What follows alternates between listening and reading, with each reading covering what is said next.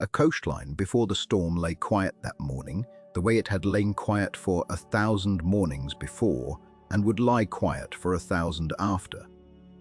Mist moved low across the strait, the pale water folding itself around the dark shapes of headlands that would not carry names for centuries yet.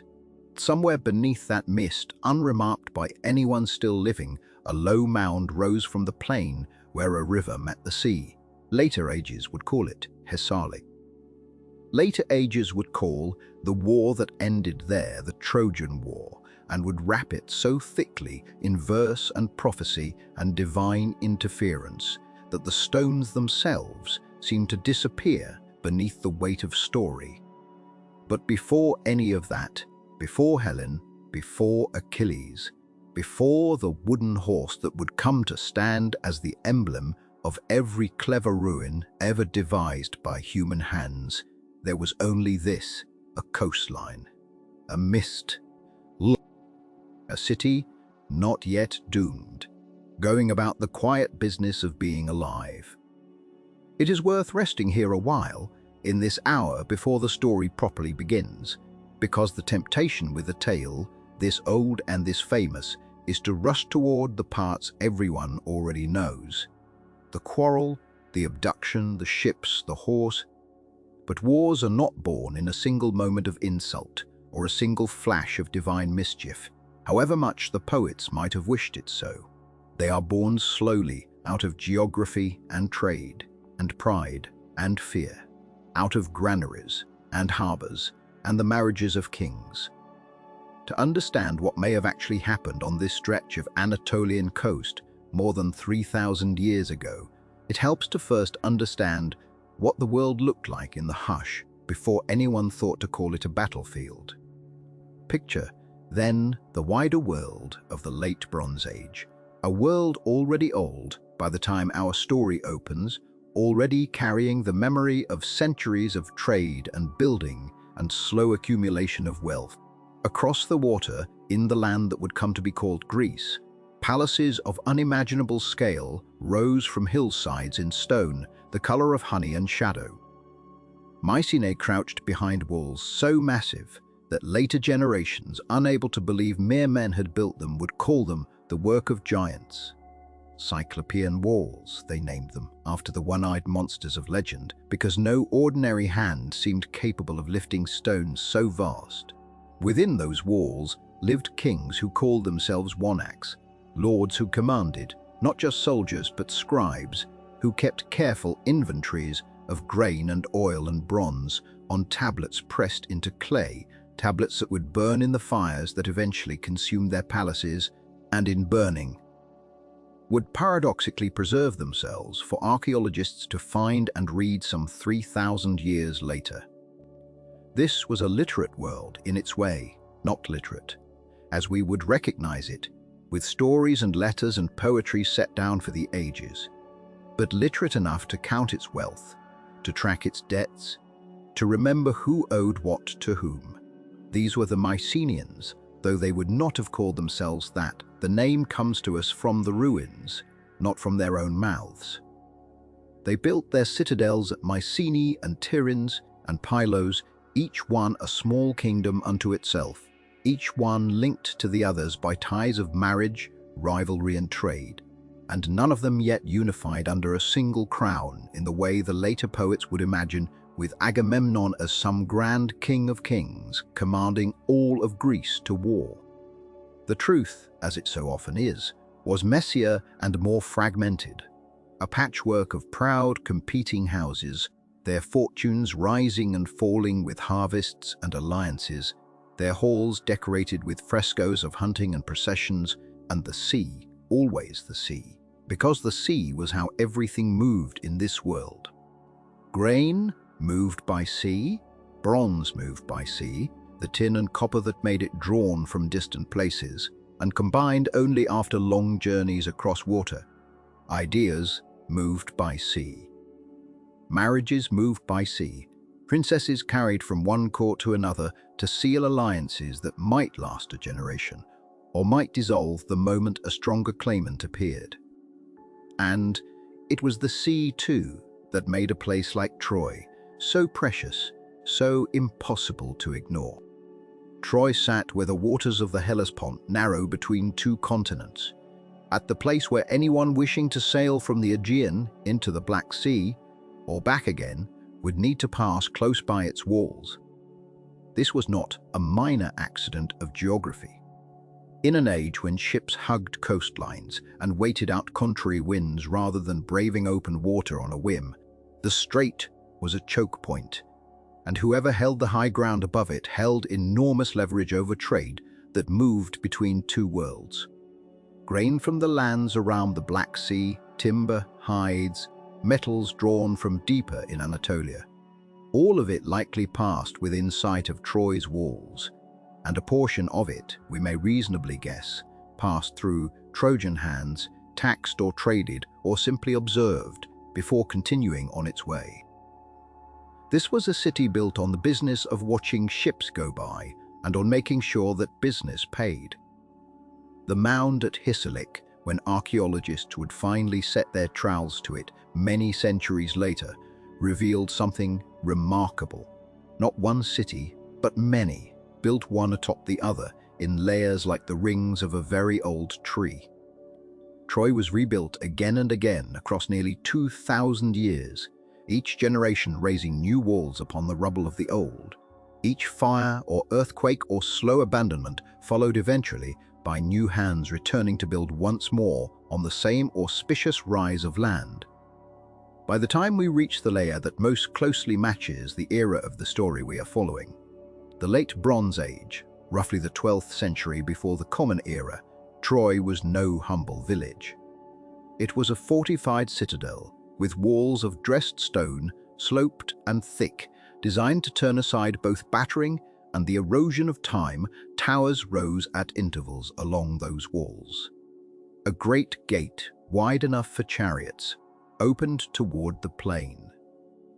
Within, the city was dense with buildings, its citadel crowded with the households of the wealthy, its lower town larger than once believed, archaeologists would later discover, spreading out beyond the main defensive circuit to house merchants, craftsmen, and the ordinary families whose labor kept the city fed and its trade flowing. This was, in other words, a real city, prosperous and defensible, sitting at one of the most valuable pieces of coastline in the ancient world. And where there is prosperity built on control of trade, there is very often the seed of conflict, because such advantages are rarely left uncontested for long. Other powers watched Troy's position with interest. Other powers we now know from archives found not at Troy, but at the Hittite capital far to the east, corresponded about a place they called Wilusa, a name close enough to the Greek Ilios, another name for Troy, that many scholars now believe them to be one and the same. The Hittites, whose empire spread across much of Anatolia in this period, treated Wilusa as a vassal state, bound to them by treaty, worth mentioning in royal letters when its loyalty wavered or its rulers needed correcting. This alone tells us something the poets never dwelled on. Troy did not exist in isolation, waiting only for Greek ships to arrive and make it famous, endlessly. It existed within a web of larger powers, larger politics, larger currents of ambition that had nothing at all to do with a stolen queen. And yet, this is the quiet question this whole history means to sit with, turning it over slowly rather than answering it too quickly.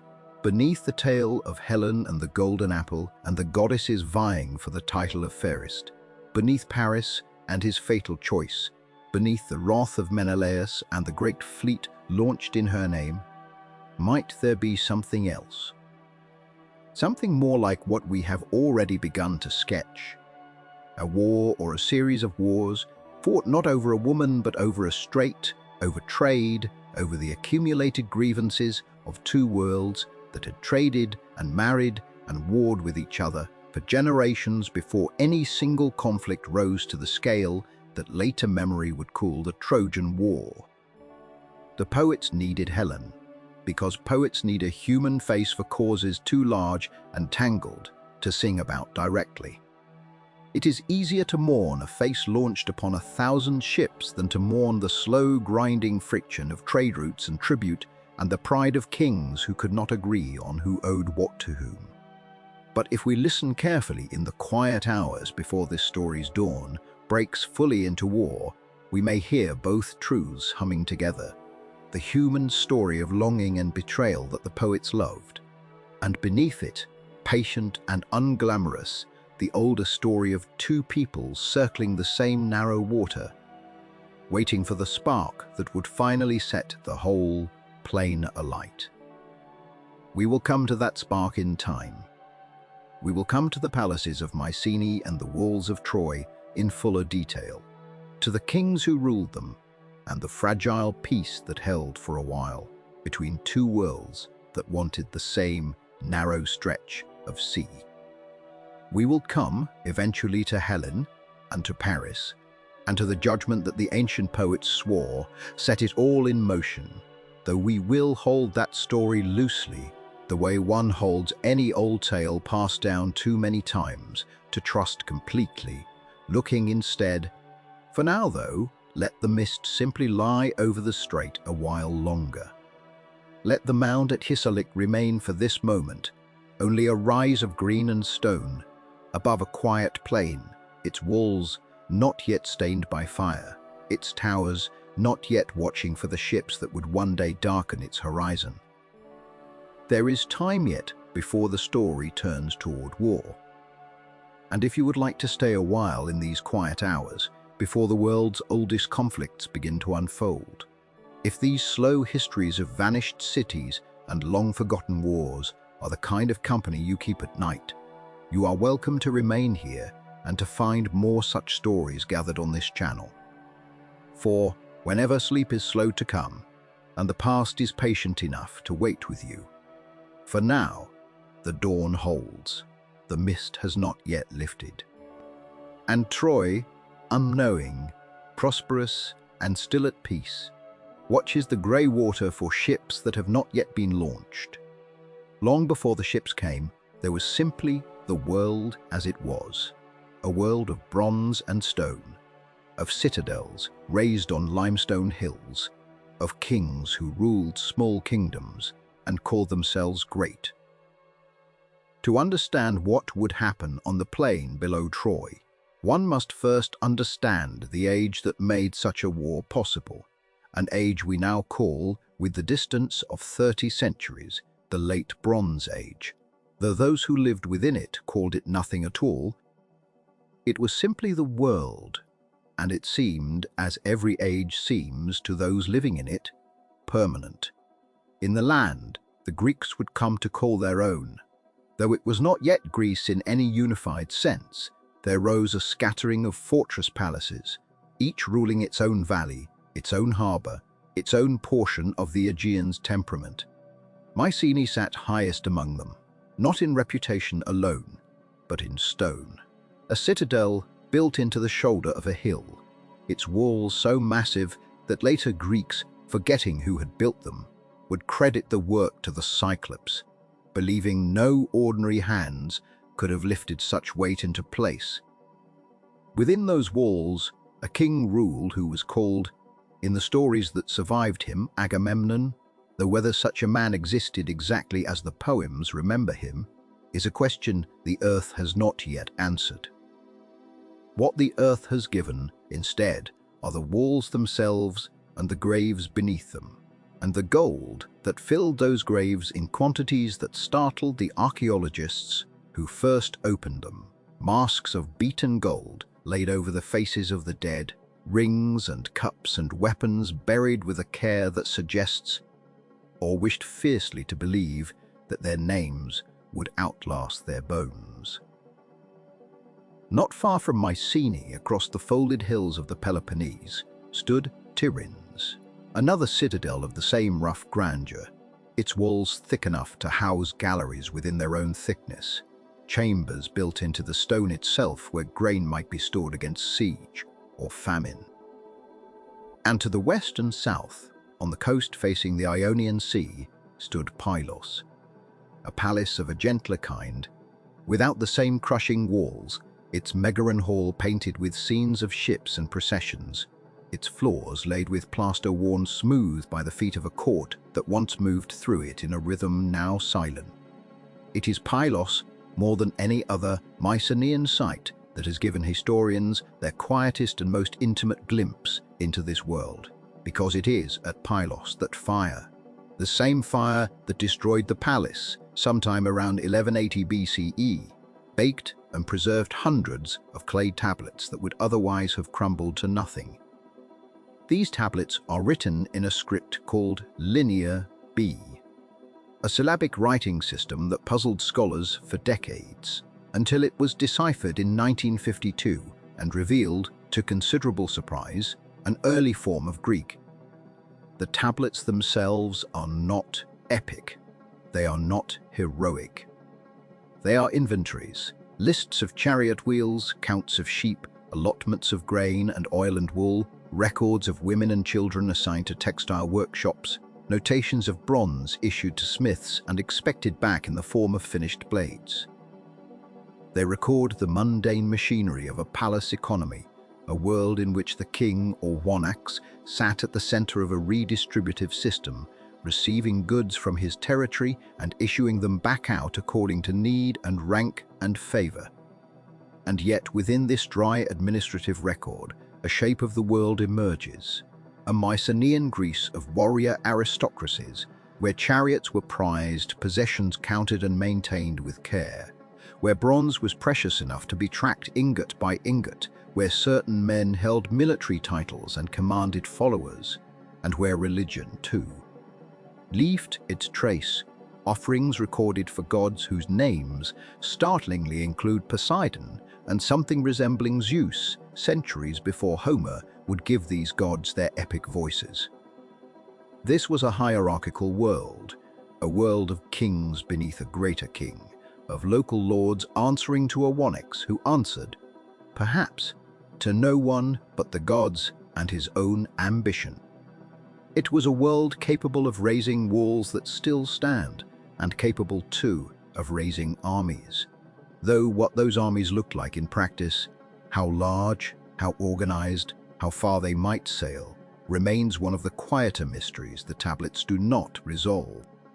Across the Aegean, on the Asian shore, where the strait we now call the Dardanelles narrows the sea into a passage a ship might cross in an afternoon if the current allowed it, stood another city, older in some ways than the palaces of Greece, and wealthier perhaps, for reasons that had less to do with gold mined from earth and more to do with position.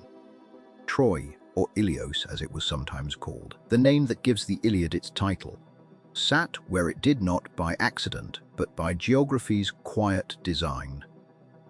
The strait below it was the narrow door between two worlds, between the Aegean and the Black Sea, between Europe's grain and metal and Asia's trade routes stretching toward Mesopotamia and beyond. Ships moving through that strait faced currents and winds that often forced them to wait sometimes, for days in the waters below Troy's walls, and a city that controls the place where ships must wait controls, too, the tolls and trade that come with waiting. This, more than any woman's face, may be the truest reason Troy mattered enough to fight over.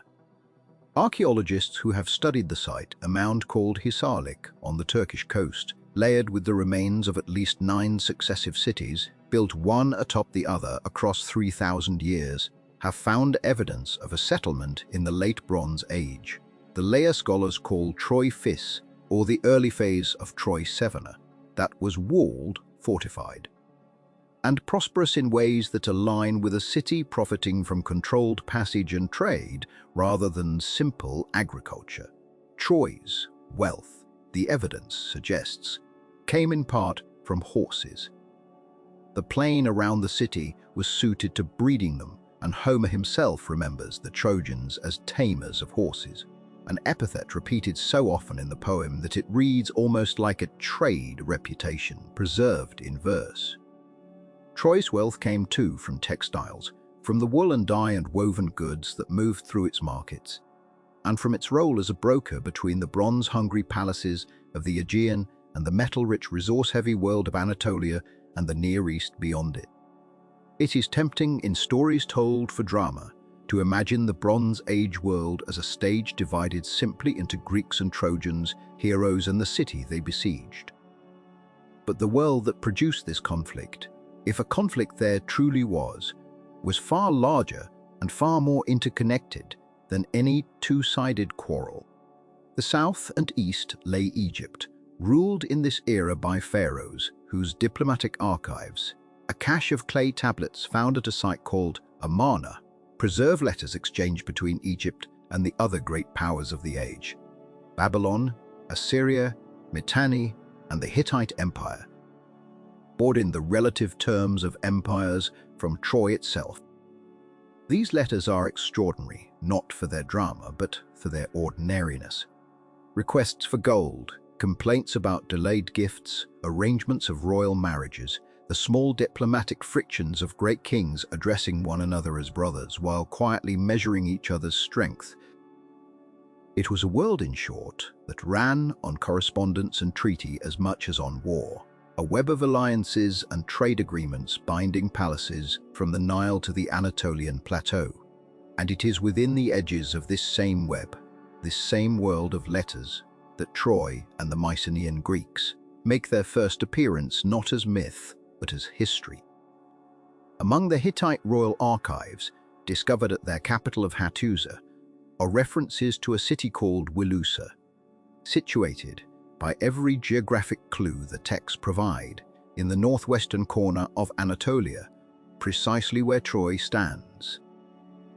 The name Wilusa bears a linguistic closeness to an older form of the Greek name for Troy, Wilios, that many scholars find difficult to dismiss as coincidence. The Hittite texts describe Wilusa as a vassal state, bound by treaty to the Hittite king.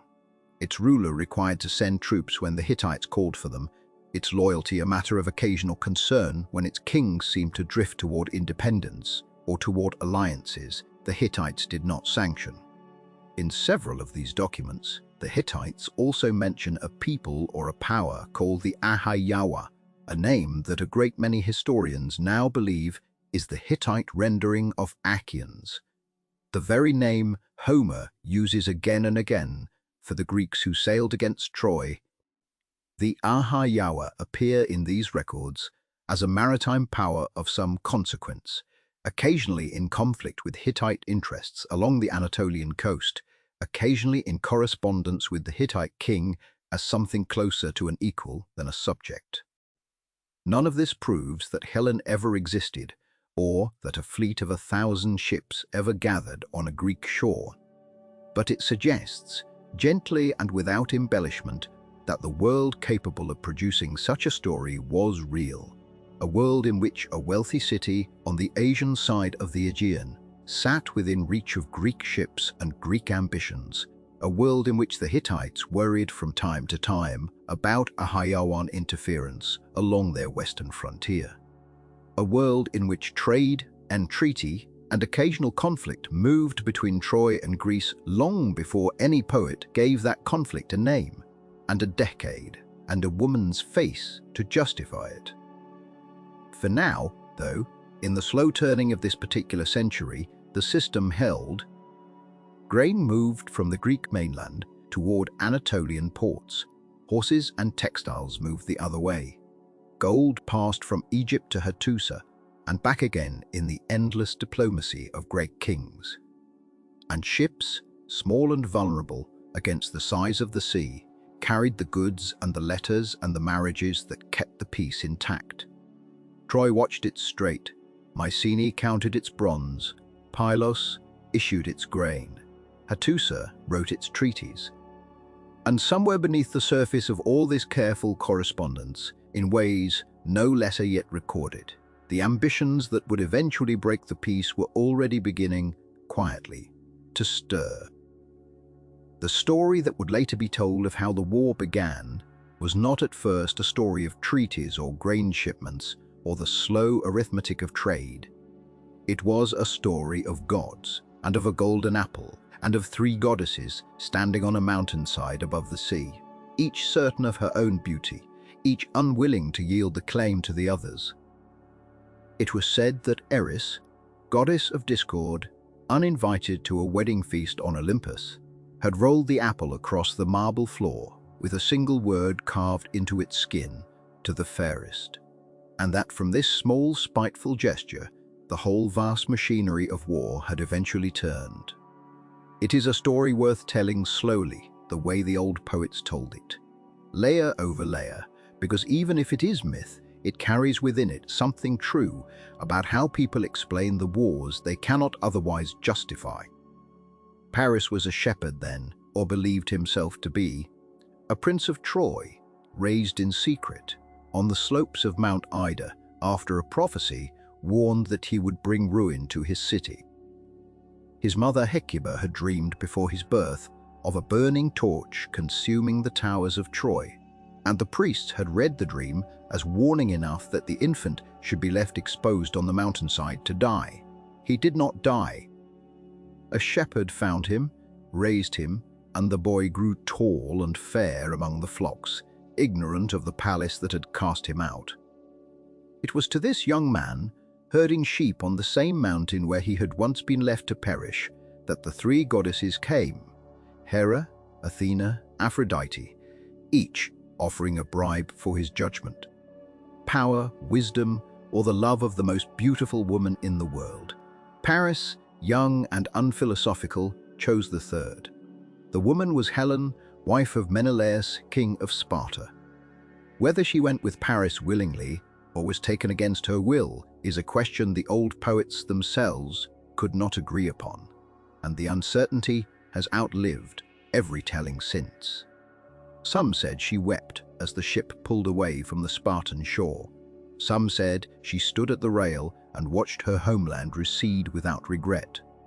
What the story agrees on is this: she left, or was taken, and Menelaus returned from a journey to find his wife gone and his household's honor broken in a way that no king of that age could allow to pass unanswered.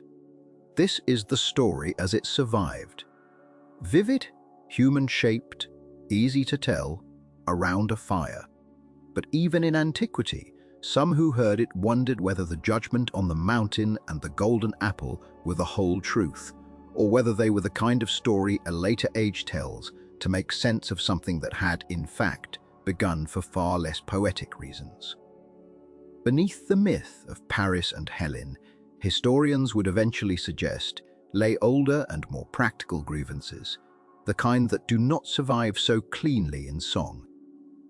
Troy sat at the mouth of the Hellespont, that narrow strait through which grain ships from the Black Sea and traders carrying tin and timber and amber were required to pass. To pass Troy was to pay Troy, and there is no shortage of reason to think that this toll, collected patiently across generations, had grown into a source of resentment among those who paid it. A Mycenaean captain, delayed at anchor while Trojan officials assessed his cargo, might have carried complaints home that had nothing to do with a woman and everything to do with the price of a safe passage. Quote, so, there may have been succession quarrels too, disputes over royal marriages that had gone sour, broken promises of tribute, insults exchanged between courts that had once called each other allies. The world of Bronze Age kings was a world of fragile treaties, held together by careful correspondence, and such treaties once strained could break for reasons far more mundane than divine judgment. It is possible, likely even, that the story of Paris and Helen was draped like a fine cloth over a set of grievances that had been accumulating for years. Trade disputes with Troy's tariffs, resentment over favored routes, perhaps a dynastic insult involving a broken betrothal between royal houses. The poets, centuries later, needed a story that could be sung, that could hold an audience's attention across long winter nights. A quarrel over customs duties does not sing as well as a quarrel over the most beautiful woman in the world.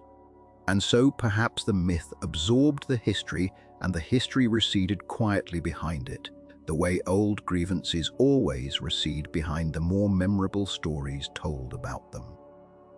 Whatever the truth, The men who assembled in response to Helen's disappearance were real enough, or believed themselves to be, in whatever combination of myth and memory the later ages preserved them. Agamemnon of Mycenae, king of kings, was the eldest of two brothers and by far the more burdened. His city sat on its hill above the Argive plain, its walls thick with stone, its storerooms filled with the bronze and grain that gave it its power. Agamemnon carried the weight of command, not gladly, but as an obligation inherited with his throne, a man given to pride, to long silences, to decisions made and then regretted, and yet unable, by the nature of his position, to appear to regret anything at all. He would lead the fleet not entirely because he wished it, but because no other king among the Greeks held the authority or the ships to do otherwise. Menelaus, his younger brother, was a quieter figure by comparison, a king of Sparta whose grief, if the stories are believed, was genuine and unadorned. He had married Helen for love as much as alliance, and her departure left him not merely dishonored, but hollowed. In the way a man is hollowed, when the center of his household life is simply gone one morning. It was Menelaus's loss that gave the war its face, even if it was Agamemnon's ambition that gave the war its shape.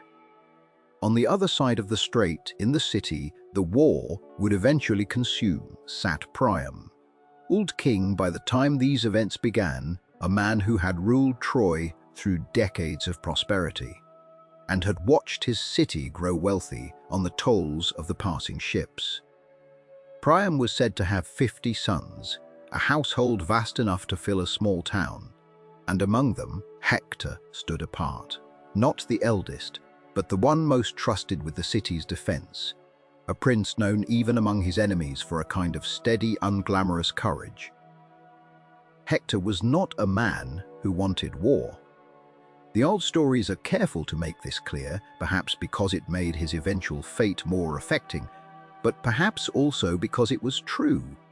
A prince who understood, better than his brother Paris ever would, the cost that Troy's walls would eventually be asked to pay for one man's chosen bride. These were the men, real or partly real, whose names would carry the story forward. And it was for their sake, or in their names, that ships began gathering at Aulis, harbour on the Greek mainland where the fleet that would sail for Troy slowly assembled, not in a single grand arrival, as later paintings would suggest, but in the slow, uneven way that fleets of that age always gathered. Ships came from Mycenae, from Sparta, from Pylos and Ithaca and a dozen smaller kingdoms whose kings owed Agamemnon loyalty through old oaths and older debts. They came across weeks, not days. Crews sat idle on the beach, mending sails, repairing hulls, watching the horizon for ships that had not yet arrived. Food supplies were rationed carefully, water drawn from local springs that grew steadily less generous as the encampment swelled. Restlessness set in early, the particular restlessness of armed men with nothing yet to do, made worse by the flat calm of a sea that refused, for reasons the priests were quick to interpret, as divine displeasure, to offer a favorable wind. The omens at Aulis were remembered afterward as troubling, a serpent devouring a nest of sparrows, interpreted as a sign of the war's long duration, a stillness in the air that lasted, by some accounts, for weeks, holding the fleet at anchor while tempers frayed and provisions dwindled. Whether these signs were later inventions layered onto the story to explain a delay that had far more practical causes, waiting for allies, waiting for supplies, waiting simply for enough ships to make the crossing worthwhile, the historian. What can be said is that the gathering at Aulis was not the spectacle later ages imagined. 1,000 ships gleaming in ordered ranks beneath a triumphant sky. It was slower than that and more human, men growing bored and quarrelsome, kings negotiating precedence and supply, priests offering explanations for delays that had no clear cause. and beneath it all, a mounting eagerness or dread, or both, for the crossing that still lay ahead. When the wind finally came, it came the way such things usually do in the old stories. Suddenly, after the waiting had grown unbearable, as if the sea itself had simply tired of holding them back. Sails were raised along the length of the beach at Aulis, canvas catching wind in ragged succession as ship after ship pushed off from the shallows. The fleet did not sail as one unified mass, but in loose formation, ships finding their places in the column as best they could, oars dipping in the uneven rhythm of 100 separate crews only now learning to move as one.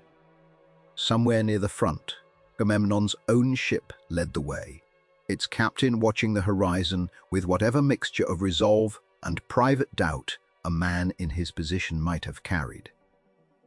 Behind them, the coastline of Greece receded into a low grey line, and then into nothing at all. Ahead lay open water, and beyond it, though none of them yet understood what waited on that distant shore, the walls of a city that had stood for generations, gathering its own quiet knowledge of ships and strangers and the sea that had always, until now, delivered only trade. The years did not arrive all at once. They accumulated the way sand accumulates in the folds of a tent left too long in one place, quietly, without announcement, until one morning a man would look down and find that the ground beneath him had shifted, that the canvas above him had gone the color of old bone, and that he could no longer quite remember the shape of the house he had left behind. The camp below Troy's walls had not been built to last. In the earliest days, the tents had gone up in the loose, improvised manner of men who expected to be gone within a season, pitched close to the ships, oriented toward the sea as if the eye, even in sleep, wished to keep the escape route in view.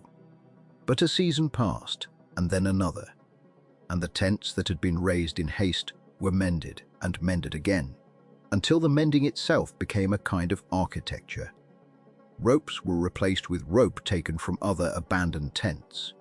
Poles split by winter storms were spliced with driftwood gathered along the tide line.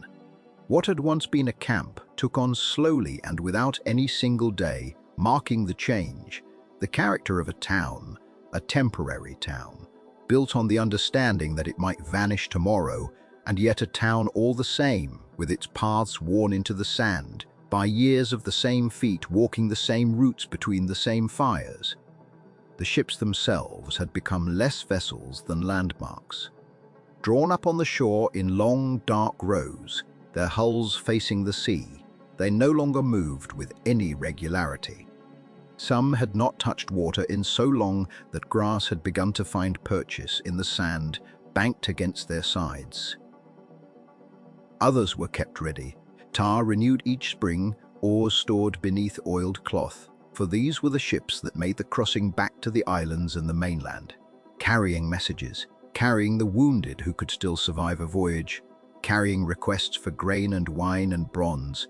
For, if the war had taught the Greeks anything in those long years, it was the plain arithmetic of supply. An army does not eat glory. It eats grain, and grain must come from somewhere, and the fields nearby, however fertile, could not indefinitely feed so many men and horses gathered in one place. So the ships went out, not always toward home, but often along the coast, to smaller towns allied with Troy, or simply unfortunate enough to lie within reach, and there the foraging was done. It was not spoken of as conquest. It was spoken of, when it was spoken of at all, in the practical language of provisioning. A raid here for cattle, a raid there for stores of wine, a town's harbour emptied of what boats it had, its granaries opened by men who had grown accustomed to taking what they needed and calling the taking necessity. These raids, more than the war's central battles, filled the months between the moments later ages would remember. A great deal of the siege, in truth, was not siege at all in the sense of constant confrontation at the walls, but a slower economy of survival, men going out in small bands to secure what the camp required, returning with cattle driven before them or amphorae of oil carried on their shoulders. The day's work more akin to that of soldiers turned scavengers than heroes in the epic sense. The stories that would later be sung compressed these years into a handful of dramatic episodes, but the days themselves, for those who lived them, were mostly this: waiting, foraging, mending, waiting again. And within that waiting, disputes bred. The way disputes always breed among men confined too long in one place with too little to occupy them beyond survival, and the memory of old grievances. Commanders who had sailed together as allies began in the 4th or 5th year to eye one another with the particular resentment of men who suspect their efforts are not equally rewarded. Arguments arose over the division of plunder, whose raid had earned which share, whose men had done the harder fighting, whose portion of captured grain or captured women was owed by right of rank or right of deed. These disputes rarely erupted into anything as clean as the confrontations later poets would render in verse. More often, they simmered, a commander sulking in his tent for days, a rival deliberately excluded from a council, an insult exchanged at a feast and remembered for months afterward in the particular silence with which two men might now greet each other. It was into this atmosphere, patient and simmering at once, that Achilles moved through his days. He was not, in these years, the towering figure of unbroken fury that later memory would prefer. He was more often a man apart, young, still, by the standards of the older commanders, and carrying within him a kind of restlessness that had less to do with battle hunger than with something closer to grief, though grief for what, precisely, even he might not have been able to say. Perhaps for a life he had glimpsed and set aside in choosing this one. Perhaps for a mother whose warnings he had heard and chosen not to heed. He kept to his own portion of the camp more than the other great commanders did, his men, the Myrmidons. Disciplined and quiet around their ships, and when he was not called to council, he was rarely seen mingling with the others, preferring the company of his closest companion, a man named Patroclus, whose steadiness seemed to offer Achilles something the wider camp could not. There was no single day on which Achilles' temperament revealed itself fully. Rather, it showed itself in accumulation, the way all things in this long encampment showed themselves. A comment made too sharply in council, a refusal to yield some point of honor that another man might have let pass. A silence held a beat too long before he agreed to anything asked of him. Those who served near him spoke of a man who felt the weight of his own reputation as both gift and burden, who seemed to sense, even without prophecy, spoken aloud in his presence, that his time before these walls carried a cost he had not yet been asked to pay in full. He did not laugh often. When he did, his men remembered it later as a rare and specific thing. Beyond the camp, beyond the trampled paths and the smoke of 100 fires banked low each night, the walls of Troy stood with the patience of stone that has already outlasted several human lifetimes and expects to outlast several more. They were not, whatever later exaggeration would claim, impossibly high or impossibly thick, but they were well built, laid in the manner of a people who understood that a wall's true strength lay less in its height than in the discipline of those who defended it. The stones at the base were massive, quarried and fitted with a precision that spoke of considerable labor across considerable time, while the upper courses added by later builders showed the slightly less exacting hand of urgency of a city that had, at some point in its long history, needed its defenses raised more quickly than care allowed.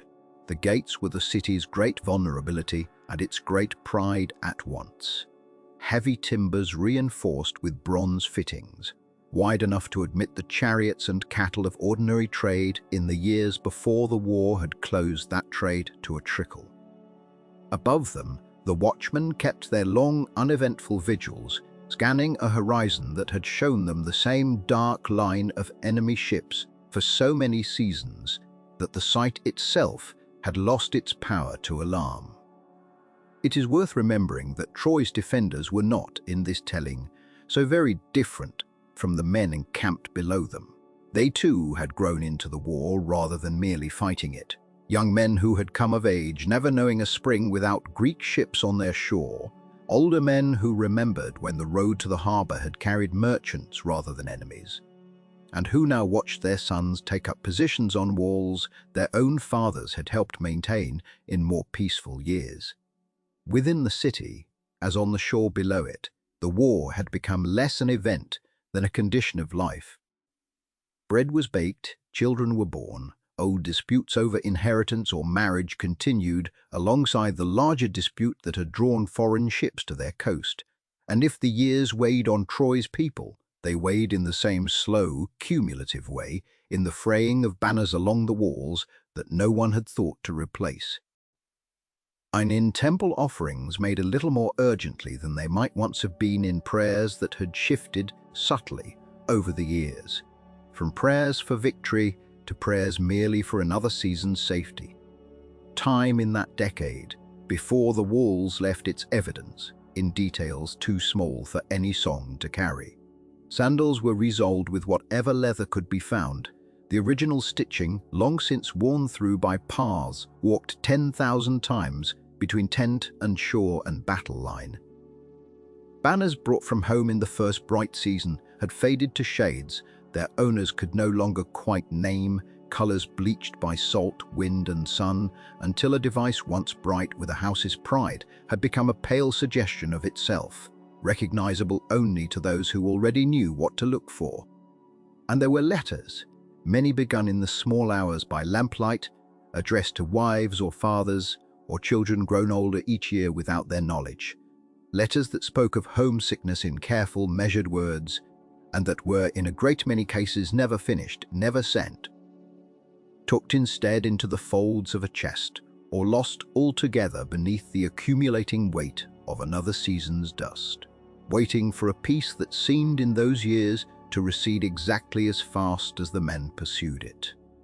In such a camp, where waiting itself had become a kind of labor, disputes did not arrive suddenly. They accumulated, the way silt gathers in a slow river, invisible day to day, until the channel itself has changed course.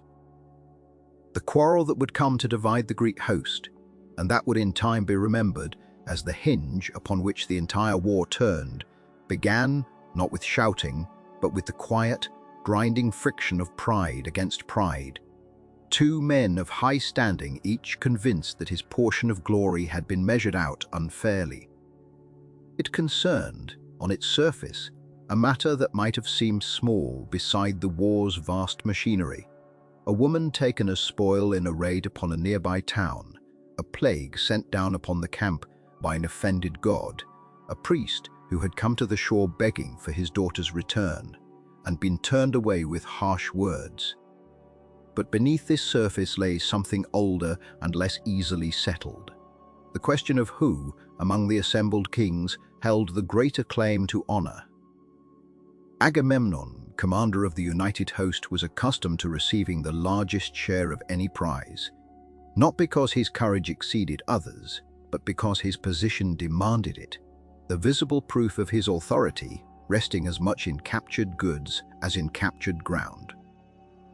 Achilles, the swiftest and most feared of the Greek warriors, had built his own reputation not on inherited command, but on the field itself, on the bodies of men who had fallen before his spear, and he had come to believe, slowly and then completely, that his contribution to the war's grinding progress went unmatched and yet under-rewarded. Priest's daughter was returned to appease the god's anger and lift the plague. Agamemnon, feeling his own portion diminished, turned to Achilles' prize as compensation, not from a shepherd's whim, but from the same brittle logic of comparison that had likely simmered between them since the first councils on the beach. It was, in this telling, less an act of sudden cruelty than the final motion in a long-building calculation, the sort of decision men make when they have spent too many months measuring their worth against the worth of others. Achilles did not respond with the wild fury that later ages would sometimes lend him. Accounts closer to the temperament of the age describe, instead, a controlled and terrible stillness, the kind of anger that does not shout because it has already decided what it will do. He withdrew his hand, so to speak, before he withdrew his person. That is, the retreat began first in his bearing, his silences at council, his refusal to meet Agamemnon's eye across the fire, and only afterward, formally, in his decision to take his men and his ships apart from the war's daily labor. He would not fight. He would not lend his spear or his presence to a struggle he now regarded as poisoned by dishonor. And so, in the middle of a war already 10 years deep into its own exhaustion, one of its most capable hands simply folded and set itself down and waited. It is worth pausing on how this withdrawal was received, not as scandal exactly, but as a shift in the camp's internal weather. Men who had grown used to Achilles' presence on the field, the particular calm his reputation lent to those who fought beside him, the particular dread it produced in those who faced him, now had to reckon with his absence as a felt thing, a gap in the line, a silence where there had been a kind of grim music. Some among the Greeks resented him for it, seeing pride mistaken for principle. Others understood the wound more sympathetically, having felt some version of the same slight themselves at one time or another in smaller measure, and having swallowed it for the sake of the larger purpose. But no one in these early days of his withdrawal imagined it would last as long as it did, or that its consequences would run as deep. Achilles kept to his own quarter of the camp, his ships drawn up somewhat apart from the others, his men, the Myrmidons, disciplined and quiet, likewise withdrawn from the daily rhythm of skirmish and retreat.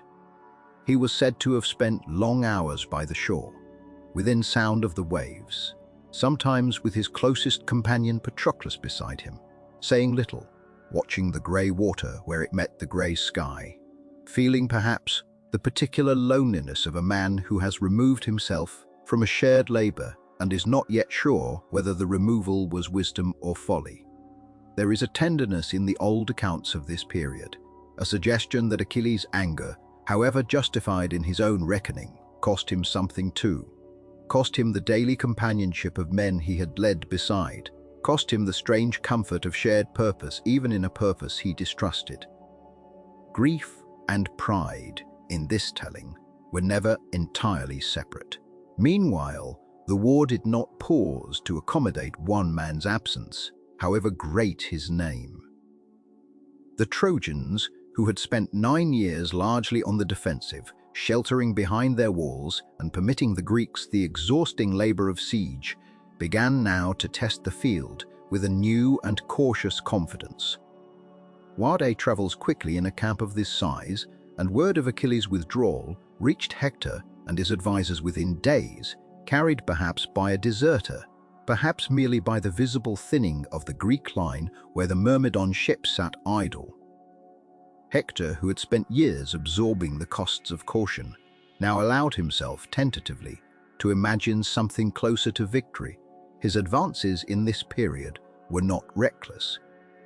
He was, by every account, a careful commander, mindful of his men's lives in a way that distinguished him from some of his allies, and he did not fling his forces against the Greek line merely because its most feared defender had stepped back. Instead, the Trojan probes grew longer, their skirmishes bolder, their retreats less hurried. Ground that had been contested for years began, in small and incremental ways, to shift. Hector's own bearing changed too, according to those who watched him. His voice at councils grew surer, his plans more ambitious. The old caution, replaced by something that was not yet recklessness, but was no longer quite the same patient defense that had carried Troy through nearly a decade of siege. He began to speak, cautiously at first, and then, with growing conviction, of driving the Greeks back to their ships, of ending the long occupation of the shore, of a peace that would come not through negotiation, but through the enemy's simple exhaustion. For a brief season, this cautious optimism seemed almost to bear out. There were days of relative quiet, an uneasy calm settling over the plain between the city and the sea, broken only by smaller engagements rather than the vast clashes of earlier years.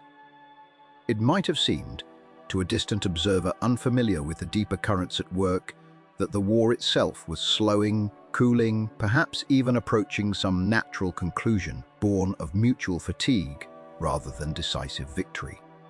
But beneath this apparent calm, the toll of years continued its quiet arithmetic, indifferent to the shifting fortunes of pride and confidence. Every skirmish, however small, produced its wounded and its dead, and the business of tending to both had become, by this point in the war, a matter of practiced and weary ritual. The wounded were carried from the field on litters of rough wood and leather, borne by companions too tired for haste, laid in the shade of tents where healers, men skilled less in cure than in the slower art of managing pain and staving off the rot that so often followed a spear wound, did what they could with herbs and wine and bandages boiled clean in seawater.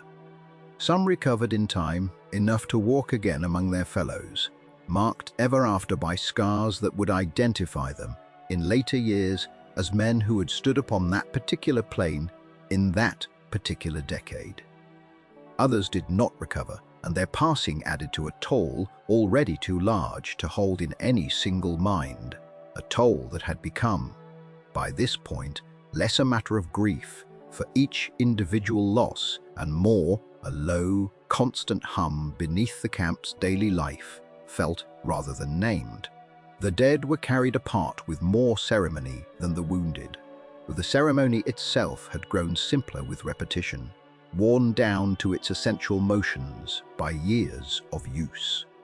Bodies were washed, when time and water allowed, wrapped in whatever cloth could be spared, and given to the fire on pyres built from driftwood and the timber of trees felled inland and dragged to the shore for this single grim purpose. The fires burned through the night, visible for a great distance along the coast, their light joining the light of cooking fires and watchfires in a great uneven constellation that must have seemed to anyone approaching from the sea like a second and stranger shoreline, marked not by rock or sand, but by grief made visible and slow. Ash from these pyres settled over the camp in a fine and constant layer, mixing with the dust of the plain until the two became indistinguishable, so that a man might walk for an hour across ground that held in equal and unknowable measure the memory of the living and the residue of the dead.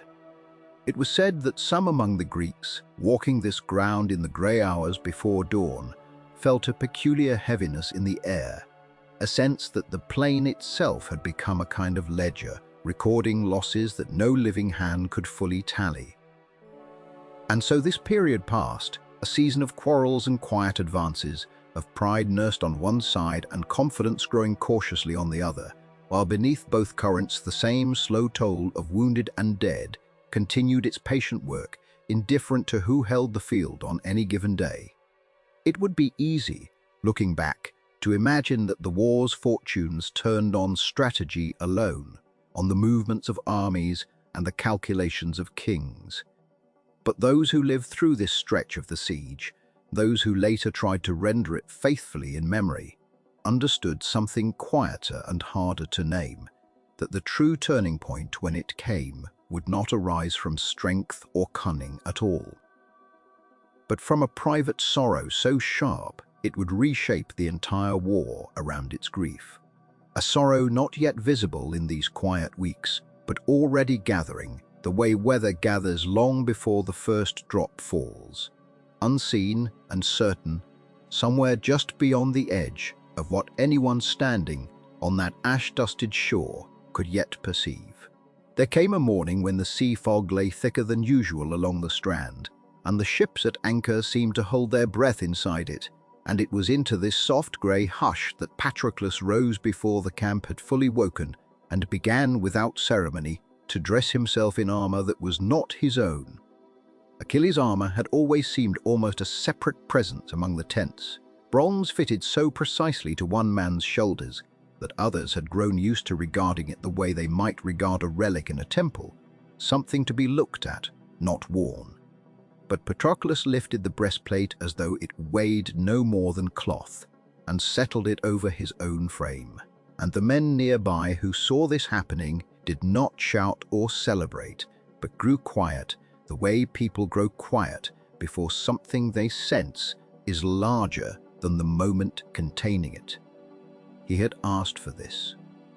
That much was remembered clearly by those who told the story afterward, in whatever version reached them, that Patroclus had pleaded with Achilles to let him ride out in his place, to wear the armor that had kept the Greeks steady through 9 years of grinding war, so that its mere appearance on the field.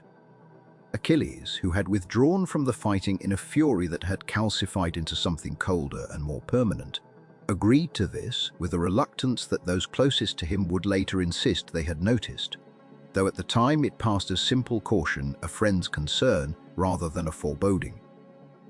He told Patroclus to drive the Trojans back from the ships, to save what needed saving, and then to return, not to press forward into the deeper danger of the walls themselves, not to chase the war beyond its necessary edge. It was in its way a kind of blessing offered with one hand and a warning offered with the other, and Patroclus received both and rode out anyway into the thinning fog with the horses stamping beneath him and the armor catching what little light there was, throwing it back in sharp, familiar flashes across the sand. The effect on the Greek lines was immediate and, by every account, profound. Men who had grown accustomed to the absence of that particular silhouette, the high crest of the helmet, the specific way the shield sat against the shoulder, looked up from where they had been bracing for another grim day of holding, and felt something loosen in their chests. It did not matter, in that instant, that the man beneath the bronze was not the one they believed him to be.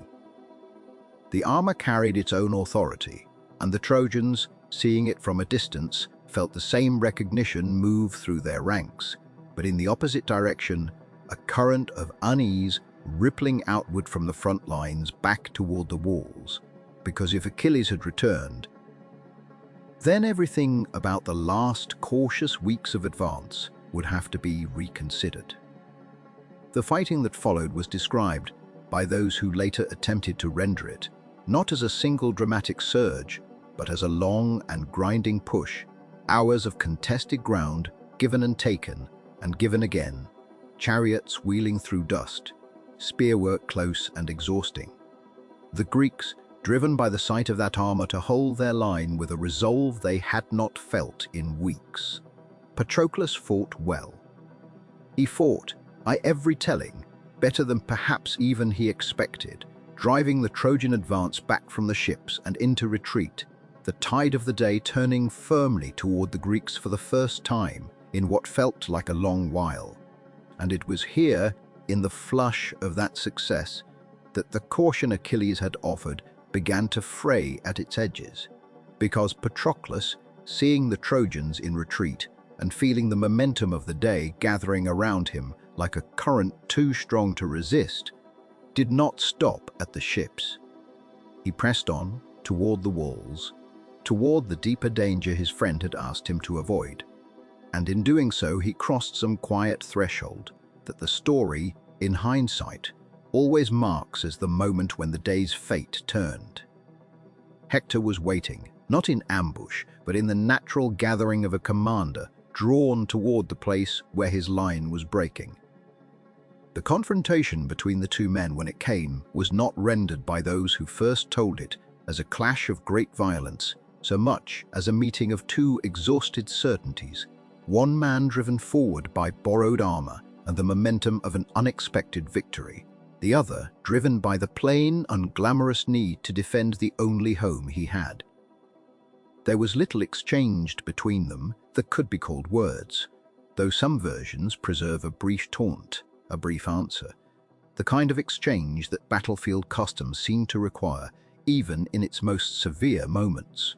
What mattered more in every retelling was the weight of what followed, not the violence itself, which is passed over quickly and without relish in the older accounts, but the stillness that came after, when Patroclus fell and the armor that had carried such meaning across the field became in an instant simply metal again. Stripped from a body that could no longer give it purpose, Hector took the armor.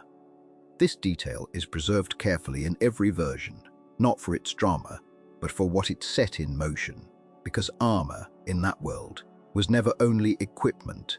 It was identity, lineage, the visible shape of a man's reputation.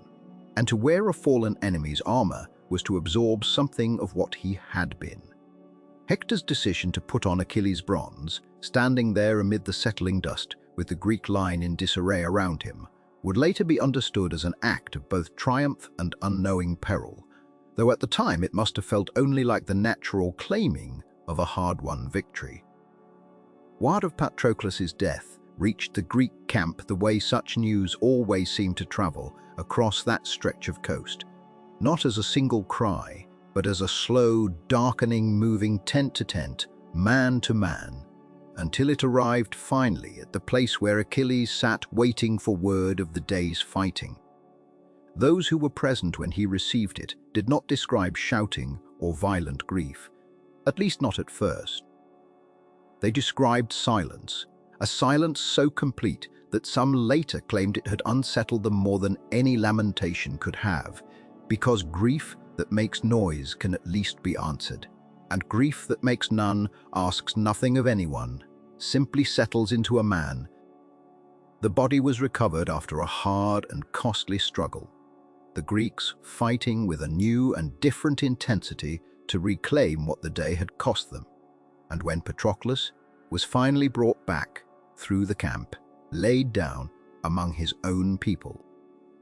The morning that followed was described as a fog settling over the entire shoreline, not a single storm of feeling, but something that crept into every tent, every fire, every quiet corner where men who had fought beside him now sat without words. Achilles' silence through all of this was remembered as the heaviest presence in the camp, heavier than any keening or ritual cry, because those who knew him understood that his stillness was not absence of feeling, but its opposite, a grief compressed so tightly that it had not yet found the shape it would eventually take. It did not remain silence for long. What followed in the days after was not spectacle, though later tellings sometimes render it that way. The god-forged armor, the return to battle, framed as some grand and thunderous re-entry.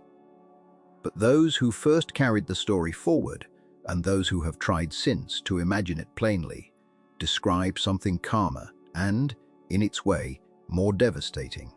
A man methodically preparing to return to a war he had abandoned, not out of glory, but out of a hardened, almost mechanical resolve that had replaced whatever hesitation. New armor was made to replace what Hector now wore, forged through the night by hands skilled enough to answer a mother's plea. And when morning came, Achilles dressed himself in it the way any soldier dresses for duty he no longer questions, not with ceremony. Done hurried motions of a man who has already decided what the coming days will require of him and has stopped asking whether he is willing. The camp watched this happen with a kind of hush that mirrored the fog of the morning Patroclus had first ridden out. There was no rousing speech, no gathering of men eager to witness a return to greatness.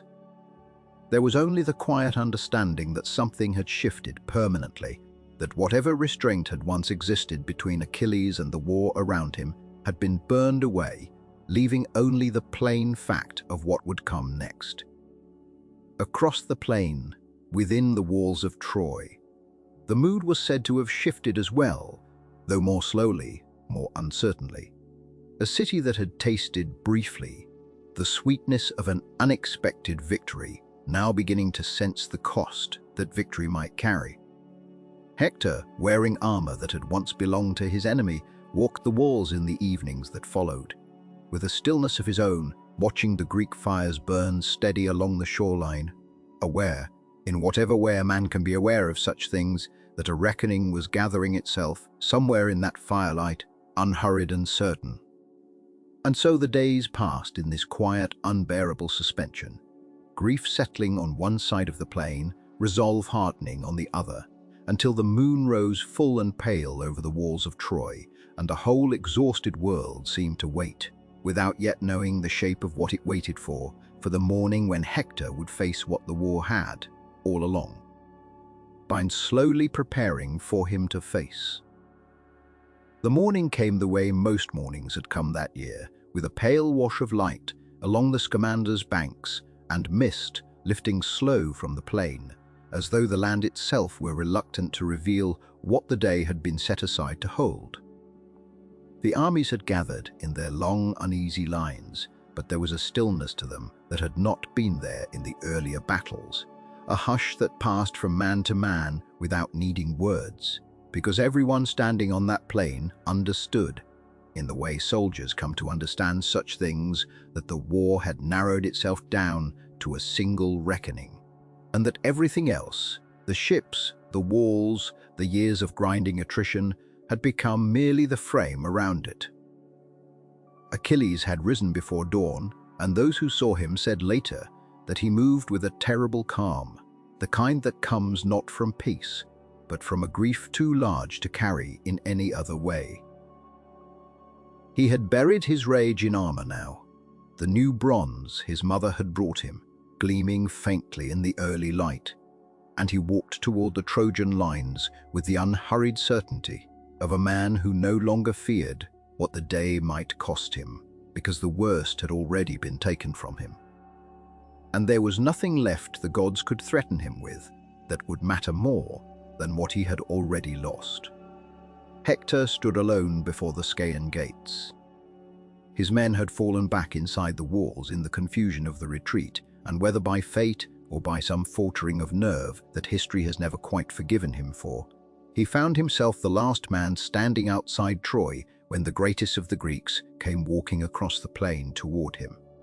Those who wrote of it later say he considered for one long moment turning and calling for the gate to open, and that his father's voice reached him faintly from the walls above, Priam already old and hoarse with pleading, begging his son to come inside, to spare himself, to remember that he was the last hope of a city that could not survive his loss.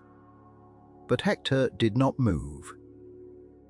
He stood in the settling dust with his shield already dented from other battles, and something in him, pride, perhaps, or simply the exhaustion of a man who had run out of places to retreat to, held him rooted to that patch of ground until the distance between himself and Achilles had narrowed to nothing at all.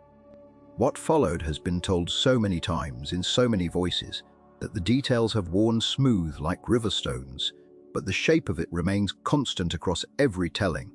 How Hector's courage faltered at the last, not from cowardice but from the simple animal recognition that he faced something larger than himself, and how he turned and ran.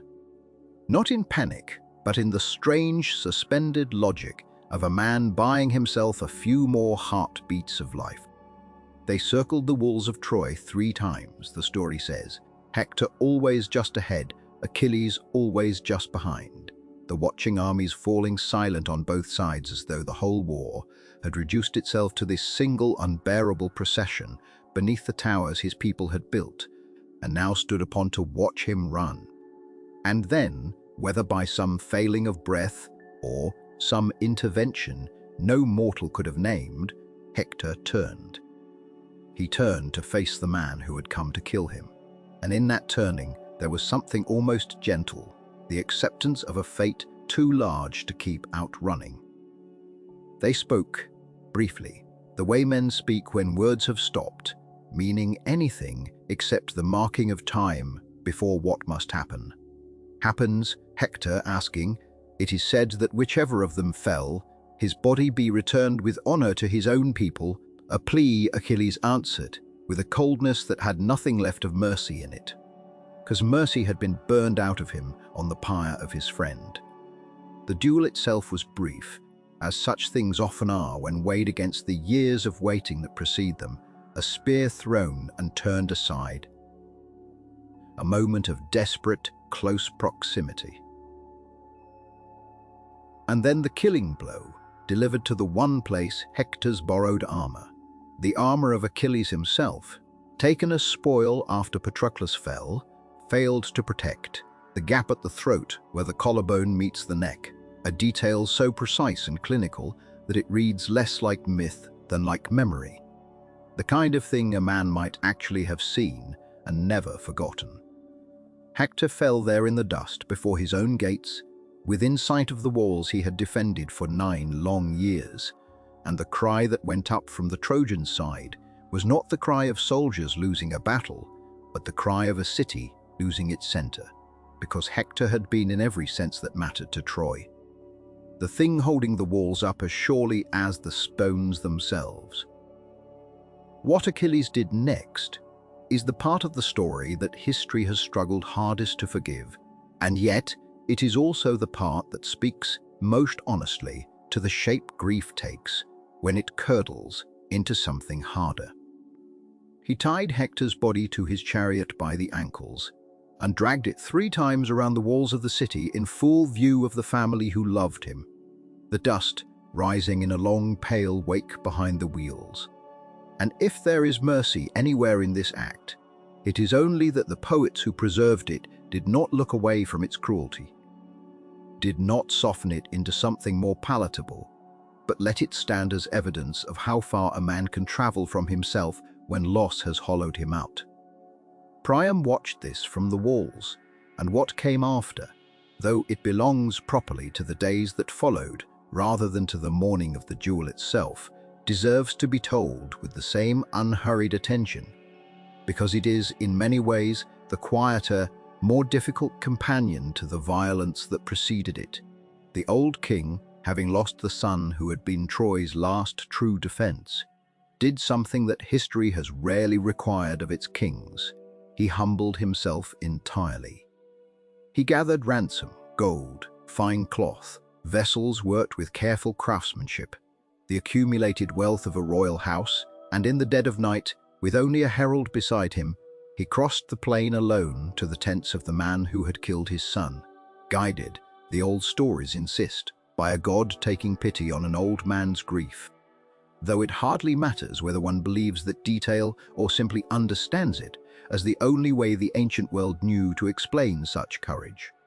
What passed between Priam and Achilles in that tent has become one of the most quietly devastating scenes in the whole long chronicle of the war, not because of anything spoken in anger, but because of the opposite, because 2 men who had every reason to hate each other sat together in the lamplight and wept, each for his own loss. The old king for his son, and the young warrior for his friend, and in that shared grief, something like recognition passed between them. The understanding that war had made them both into men who had lost more than they could bear, regardless of which side of the wall they stood on. Priam knelt and kissed the hands that had killed his son, hands that had, in his own words as the old story preserves them, taken so many of his children already. And Achilles, moved by something deeper than the rage that had driven him for days, raised the old man up gently and agreed to release the body. They ate together that night, briefly, 2 men bound by sorrow rather than friendship. And when Priam left before dawn with his son's body laid carefully in the wagon, Achilles had granted him something rare in that long war, a truce of 11 days, time enough for Troy to mourn properly, to build the pyre, to send Hector into whatever rest the dead were believed to find. The funeral itself unfolded slowly, the way such rites always did in that world, with the women of the city keening long before the flames were lit, Andromache holding her son and remembering aloud in the old telling all the small future moments she now understood would never come, the boy growing to manhood without a father's guidance. The wedding feasts Hector would never see, the ordinary tenderness of a life now permanently unfinished. Wood was gathered and stacked with the same care, Troy gave to everything it still had strength to do carefully, and when the fire finally took the pyre, the smoke rose thick and pale over the plain, visible, it is said, even from the Greek encampment, where men who had spent 9 years learning to hate the Trojans. In that shared column of smoke rising into a shared sky, remembering that grief did not belong to one side of a war more than the other. The bones, once the fire had done its work, were gathered into a golden urn and wrapped in soft cloth, and the tomb built over them was raised quickly, as though speed itself might dull the ache of finality. And when it was done, both armies returned, briefly, wearily, to the business of siege and defense. But something in the war's whole temperament had shifted. The Trojans had lost the man who had been their last true wall, and the Greeks, whatever grim satisfaction they might have taken in Hector's death, had watched their greatest warrior weep with an old man over the cost of what they were all still doing to one another, and no one on that plain any longer believed, if they ever truly had, that this war was a simple matter of glory. Yet Troy did not fall that season, nor the one after. The walls held as walls do, long after the will behind them has begun to hollow, and it would not be strength or valor, or even grief that finally brought the city down, but something quieter and stranger, something built not of bronze or fire, but of patience and deception, a final stratagem waiting still in the unhurried dark of the years to come, when force alone had proven again and again that it was not enough. By the 10th year, the Greeks who remained upon that shore had become something other than the men who had first dragged their ships onto the sand. They had buried too many companions to speak easily of glory, and they had watched too many mornings rise grey over the same unmoving walls to believe any longer that courage alone would open Troy's gates.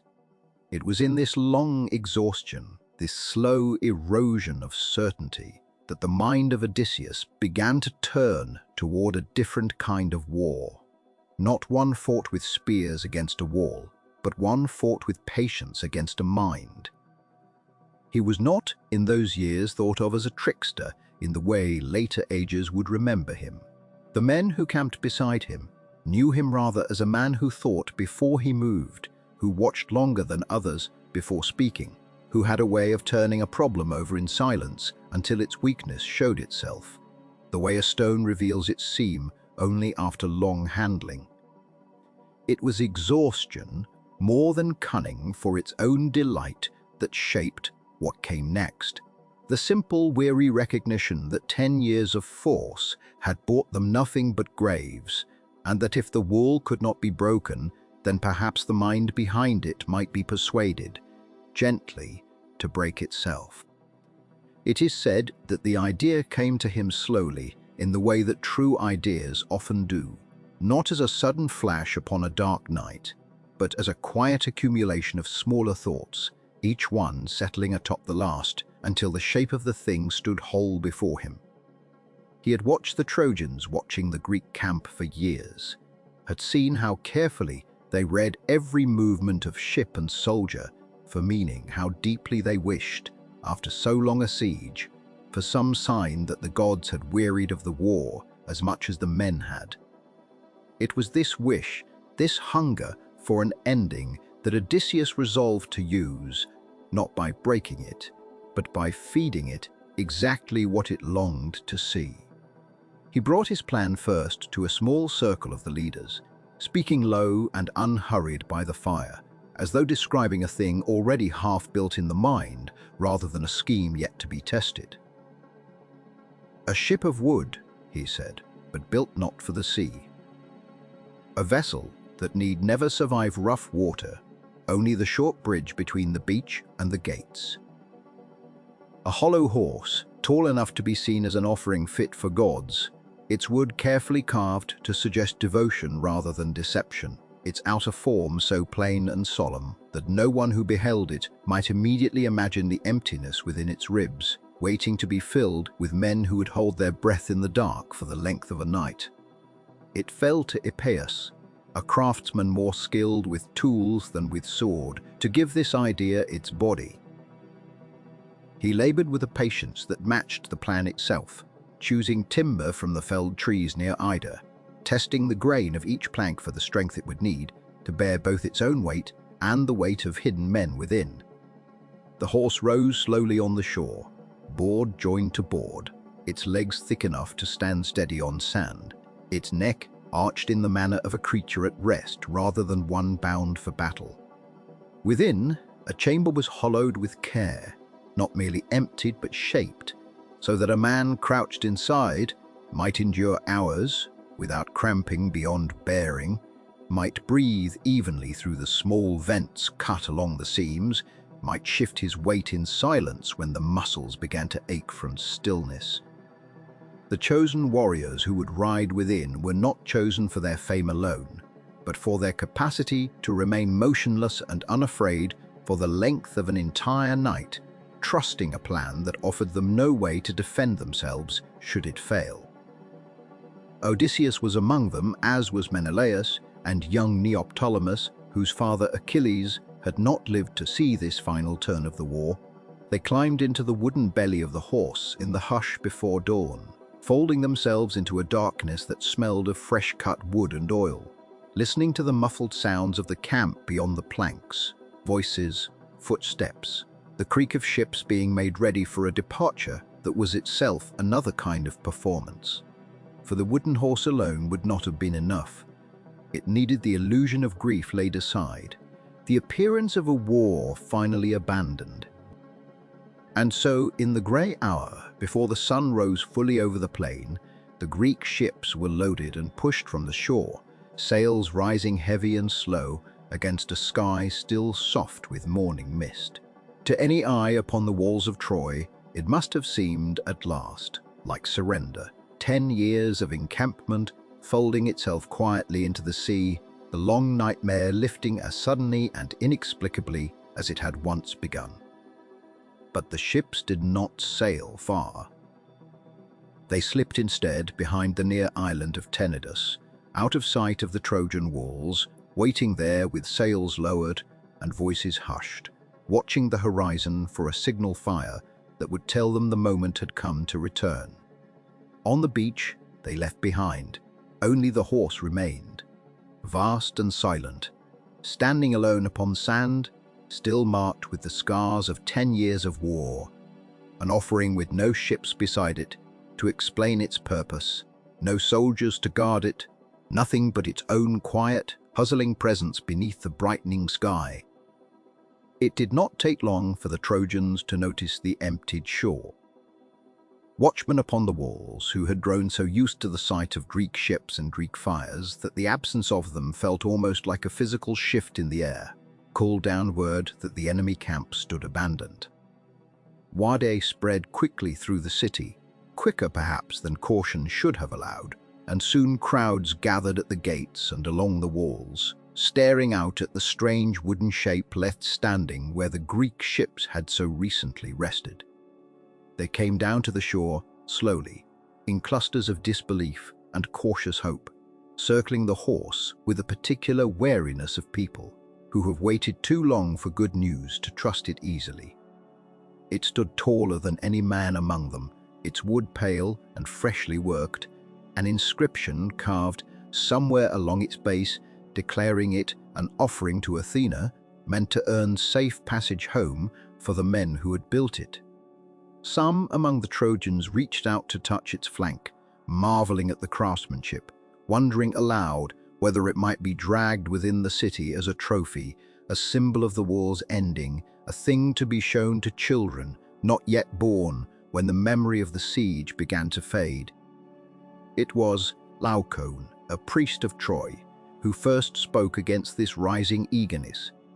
He warned the gathered crowd in a voice roughened by long belief in the god's capacity for deception, that no gift left so suddenly by an enemy could be trusted blindly, that the Greeks were not a people given to abandoning 10 years of siege without some deeper purpose behind their retreat. He urged that the horse be burned upon the shore, or broken open before it was allowed near the gates. that its hollow silence be tested before its wood was permitted to rest inside the walls of Troy. Say, his warning did not move the city as it might have in earlier years, when caution had not yet worn thin beneath the weight of so much waiting. And soon after his words, as the story is remembered, a terrible sign befell him upon that very shore, serpents rising suddenly from the sea to seize him and his sons before the gathered crowd, a horror that many took, not as chance. Whatever truth lay beneath that dark omen, its effect upon the city was immediate and lasting. The doubt Laocoon had planted was buried beneath the fear his death inspired, and the crowd's hesitation gave way, once more, to a hunger for the war's ending. There was another voice, too, that spoke against the wisdom of bringing the horse inside.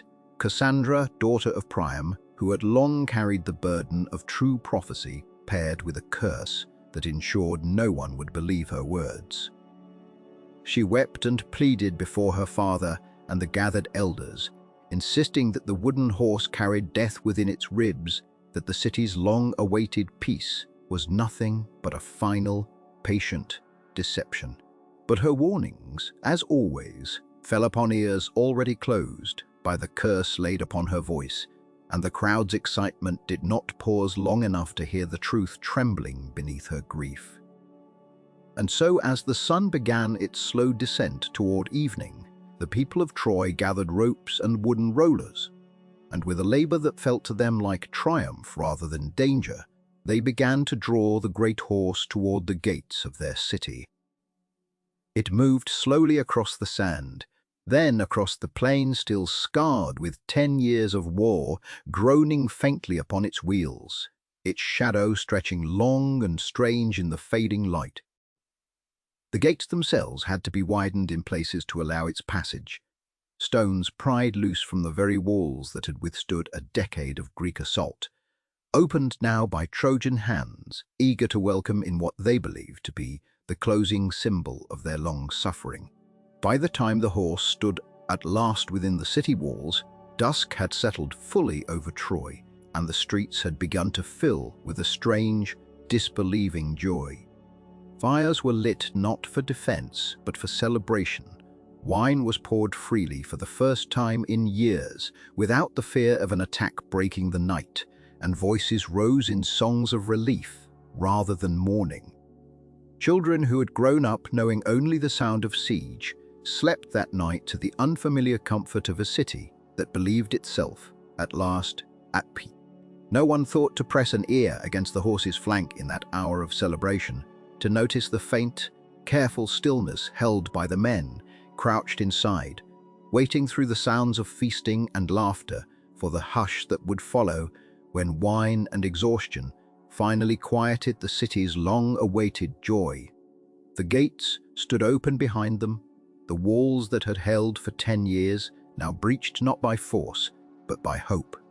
And in the deepening dark, as the fires of celebration began at last to burn low, the wooden horse stood silent and patient in the heart of Troy, waiting for the stillness it had been built to survive.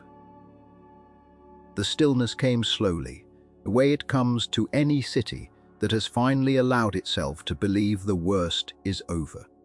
For 10 years, Troy had slept in fragments, listening even in rest for the sound of Greek ships shifting on the shore, for the horn that might announce another dawn of spears against the walls.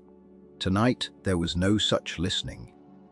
Tonight, the wine had been poured freely, the garlands hung, the old wounds of the war spoken of only as things survived, not things still feared. Somewhere in the lower town, a child had fallen asleep against a doorway, still holding a scrap of the horse's rope in her hand. A keepsake of the strange wooden marvel the priests had called a gift, and the soldiers had called deliverance. The city exhaled, and in that long exhale it did not hear the horse's belly creak open in the dark. The men who had waited inside came down carefully, their limbs stiff with hours of stillness, their breath shallow with the discipline of men who had trained themselves not to make a sound even as their hearts beat hard enough to shake them. They did not rush. There was no need to rush. The city around them had already given them everything they needed. The quiet streets, the unguarded gates, the drunken watchmen slumped against the stone with their spears forgotten at their sides. One by one, they dropped to the ground inside the horse's shadow, and one by one, they moved to the gates, working the old iron bars loose, with the patience of men who had waited a decade for this single motion. Outside, across the dark water, the Greek fleet was already turning back toward shore. It had sailed away only far enough to be believed, gone hiding behind the curve of Tenedos as the story required, waiting for the signal that would call it home. When the fire rose from the walls, small at first, deliberate, a single flame lifted and held. The ships answered without a word needing to be spoken. Oars dipped again into the water. The war, which the city below had already begun to mourn and celebrate as finished, was in fact only now beginning its final hour. Troy's gates opened, not with the crash of splintering wood, as 10 years of siege had always imagined they might, but with the soft, deliberate creak of hinges turned by hands that had been welcomed inside the walls as saviors. The soldiers who had waited in the horse did not need to fight their way in. They needed only to let their countrymen walk through what had already been given to them. What followed did not come as chaos, not at first. It came the way water comes through a crack before the wall gives way, entirely a trickle of movement through the streets, quiet footsteps in the dark, blades drawn but not yet raised, men moving past sleeping households with the terrible patience of those who know they have all night to finish what they came for.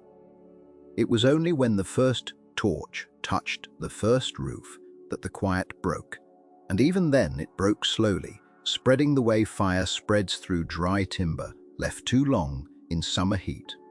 Not all at once, but house by house, street by street, until the whole city seemed to wake at once into a single low roar of flame and disbelief. The chronicles that would later be sung of that night speak of chaos, of screaming, of a city thrown into instant ruin. But those who lived closest to such nights, the old men who had seen towns fall before, the soldiers who had sacked cities in other wars, knew that the truth of a city's ending is quieter than the songs allow. It comes in fragments. A woman waking to smoke before she understands why. A soldier stumbling from his bed, still reaching for a sword he will not reach in time. A market square empty and moonlit, suddenly filled with running shapes and firelight before anyone in it has fully understood that the war they had celebrated as over has instead arrived at their door in its final and most terrible form.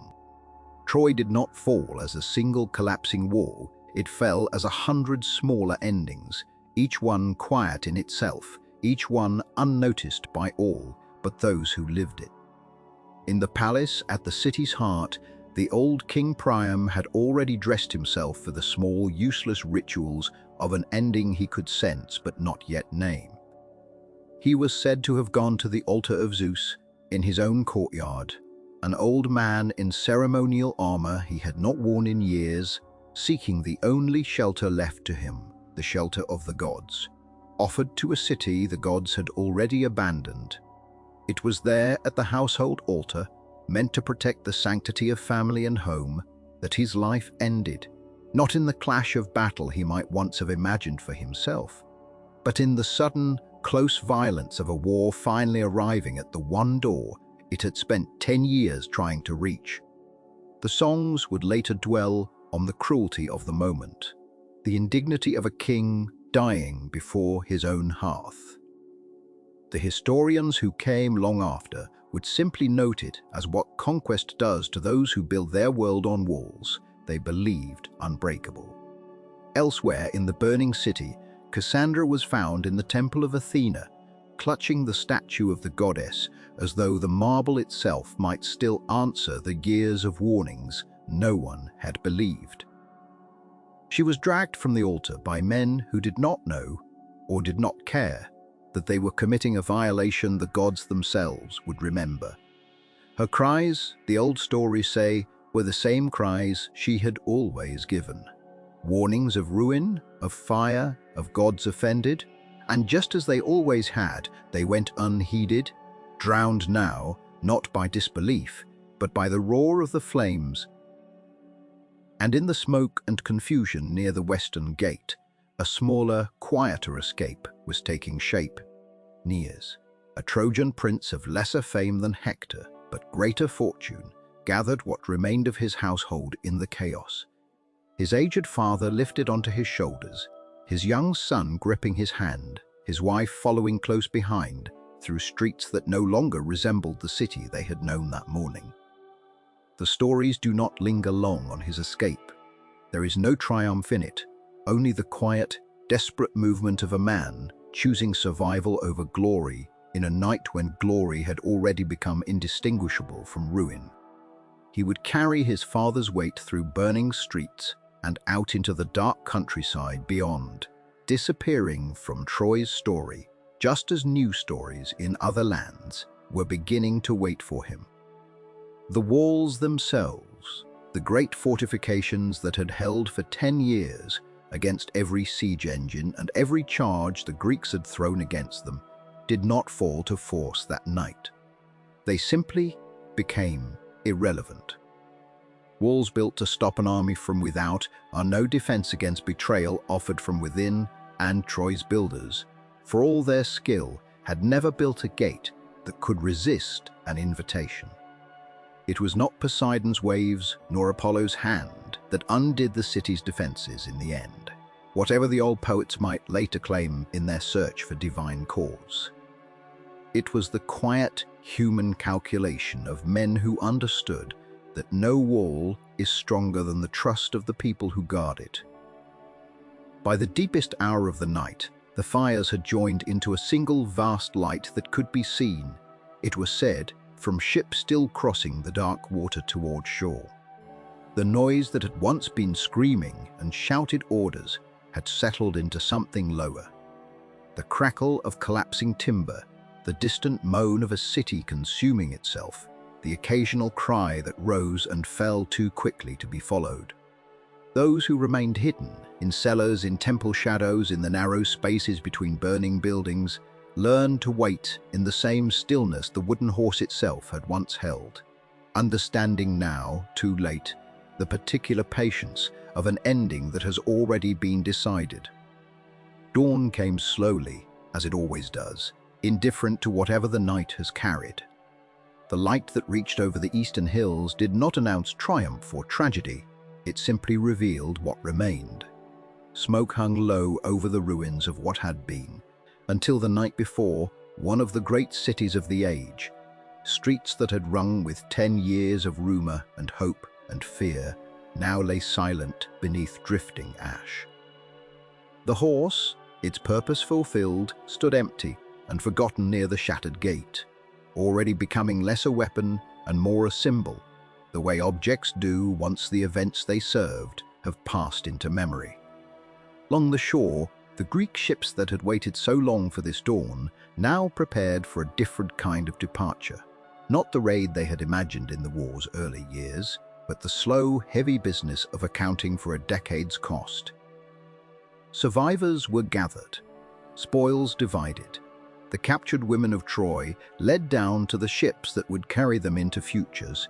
None of them had chosen. Somewhere among them walked Cassandra, silent now, her warnings finally spent, her gift of foresight no comfort at all against the plain fact of the ash still settling around her.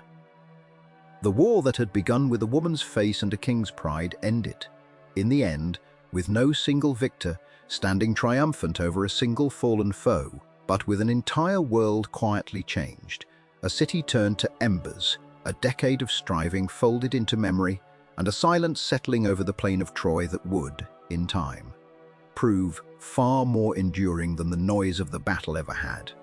The long encampment was over. The walls, at last, had fallen. And in the grey light of that first morning after, nothing remained of Troy's 10 defiant years, but smoke rising slowly into a sky that had, throughout it all, remained utterly unmoved. The ships that had waited so long upon that shore were at last made ready to leave it. For 10 years the Greek fleet had rested in the shallow water beneath the walls of Troy, its timbers weathering, its ropes fraying and being replaced, its hulls patched again and again by hands that had grown old in the waiting. Now, with the city behind them, reduced to embers and rubble, the men who had come to conquer began the long work of departure. They loaded what plunder could be carried: bronze and gold, woven cloth, carved ivory, the captured women who had become the spoils of a war that had never, in truth, been only about a woman at all. They loaded their wounded, their weary, their diminished numbers, for the war had taken as much from the victors as it had ever promised to give them. And when the ships were laden, when the sails were raised into a wind that seemed, for a moment, almost gentle, the fleet turned its many prows away from the smoking ruin and pointed itself toward home. But the sea into which they sailed was not the same sea that had once carried them to Troy in the flush of youthful certainty. It was, instead, a sea troubled, whether by the anger of gods offended by the sack of a sacred city, or simply by the turning of the season into storm. No one could say with certainty, and perhaps it did not matter which explanation the survivors chose to believe. What mattered was that the fleet, once gathered into a single vast armada beneath the command of Agamemnon, was scattered almost as soon as it left the shore. Winds rose without warning. Waves that had seemed calm in the harbour grew tall and merciless in open water. Ships that had sailed together for a decade lost sight of one another within days, some driven north, some south, some simply swallowed by waters that gave no accounting of where they had gone. It was as though the world itself, weary of the long violence at Troy, had decided that the ending of the war would not be permitted a clean or triumphant close. The homecoming, it seemed, would exact its own price, separate from and perhaps greater than the war itself.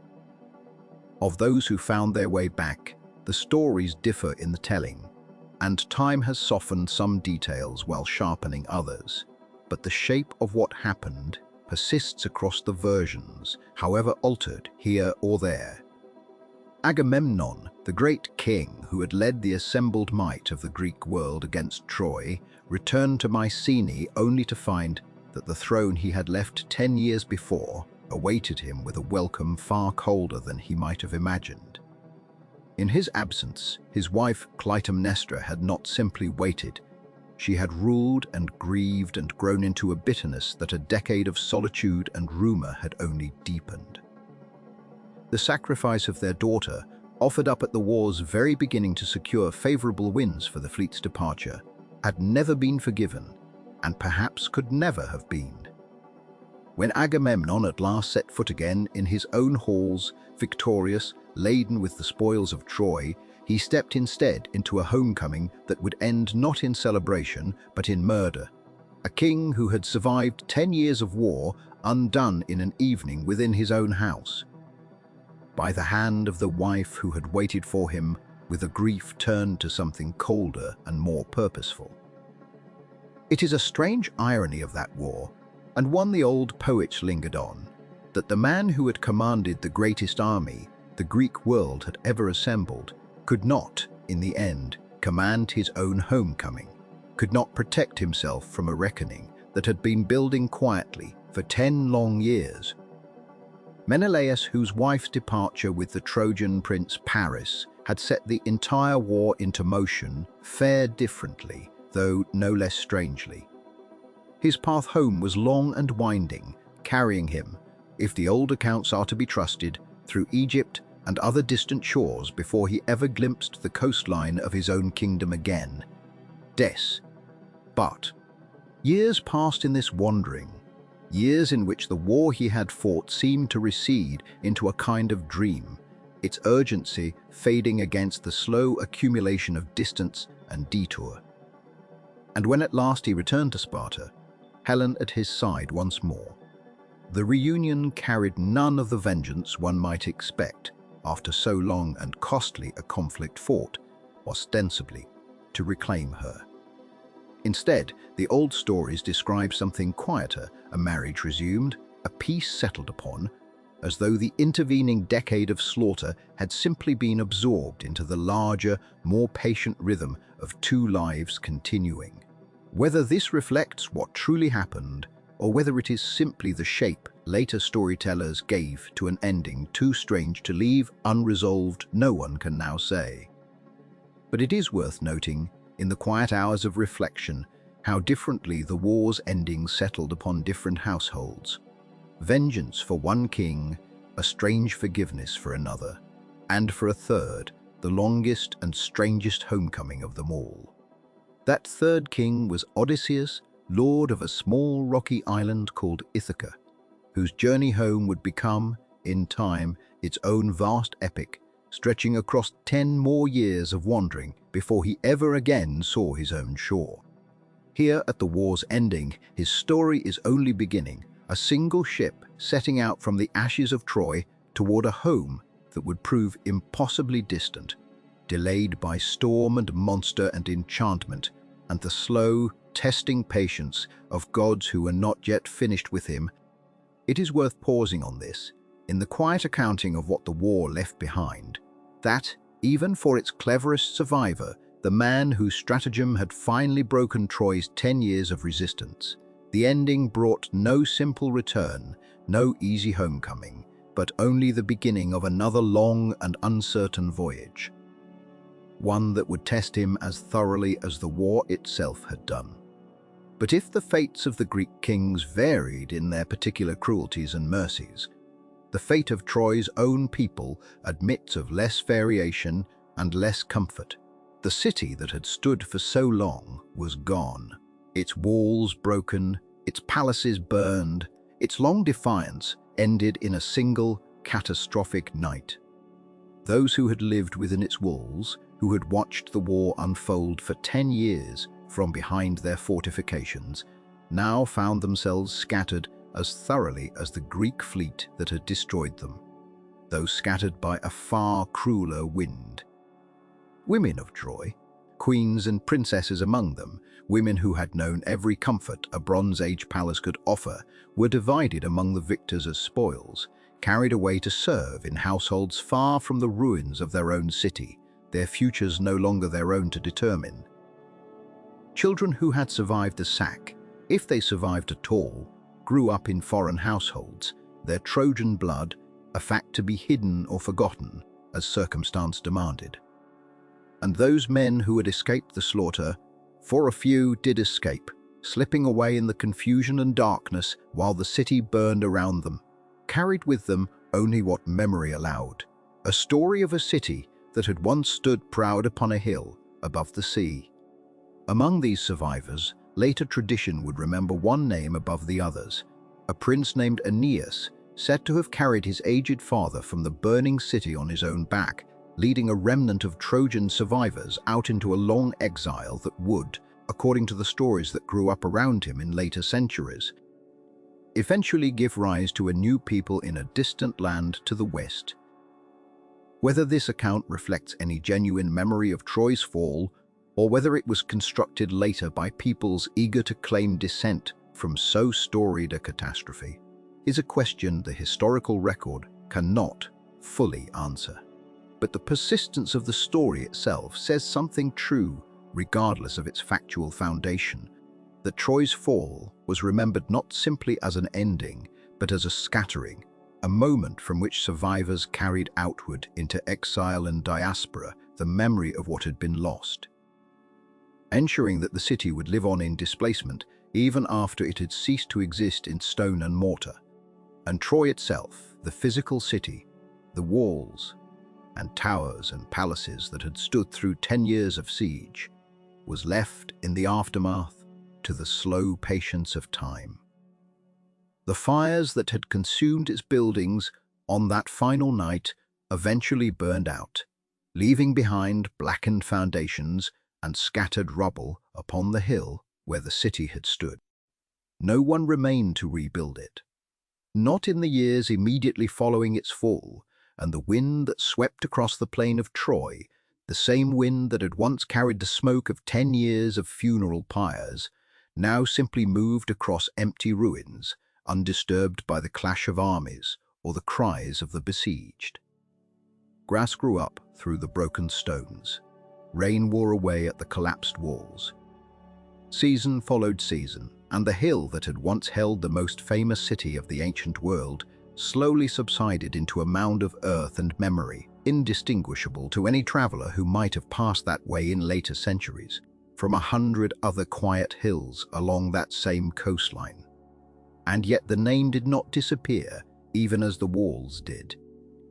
Troy persisted, not in stone, but in song, in the verses that traveling poets carried from court to court, elaborating and reshaping the story with each retelling, until the war that had once been fought by particular men over particular grievances became something larger, a story of pride and rage, of love and loss, of a city's long defiance and its final devastating fall.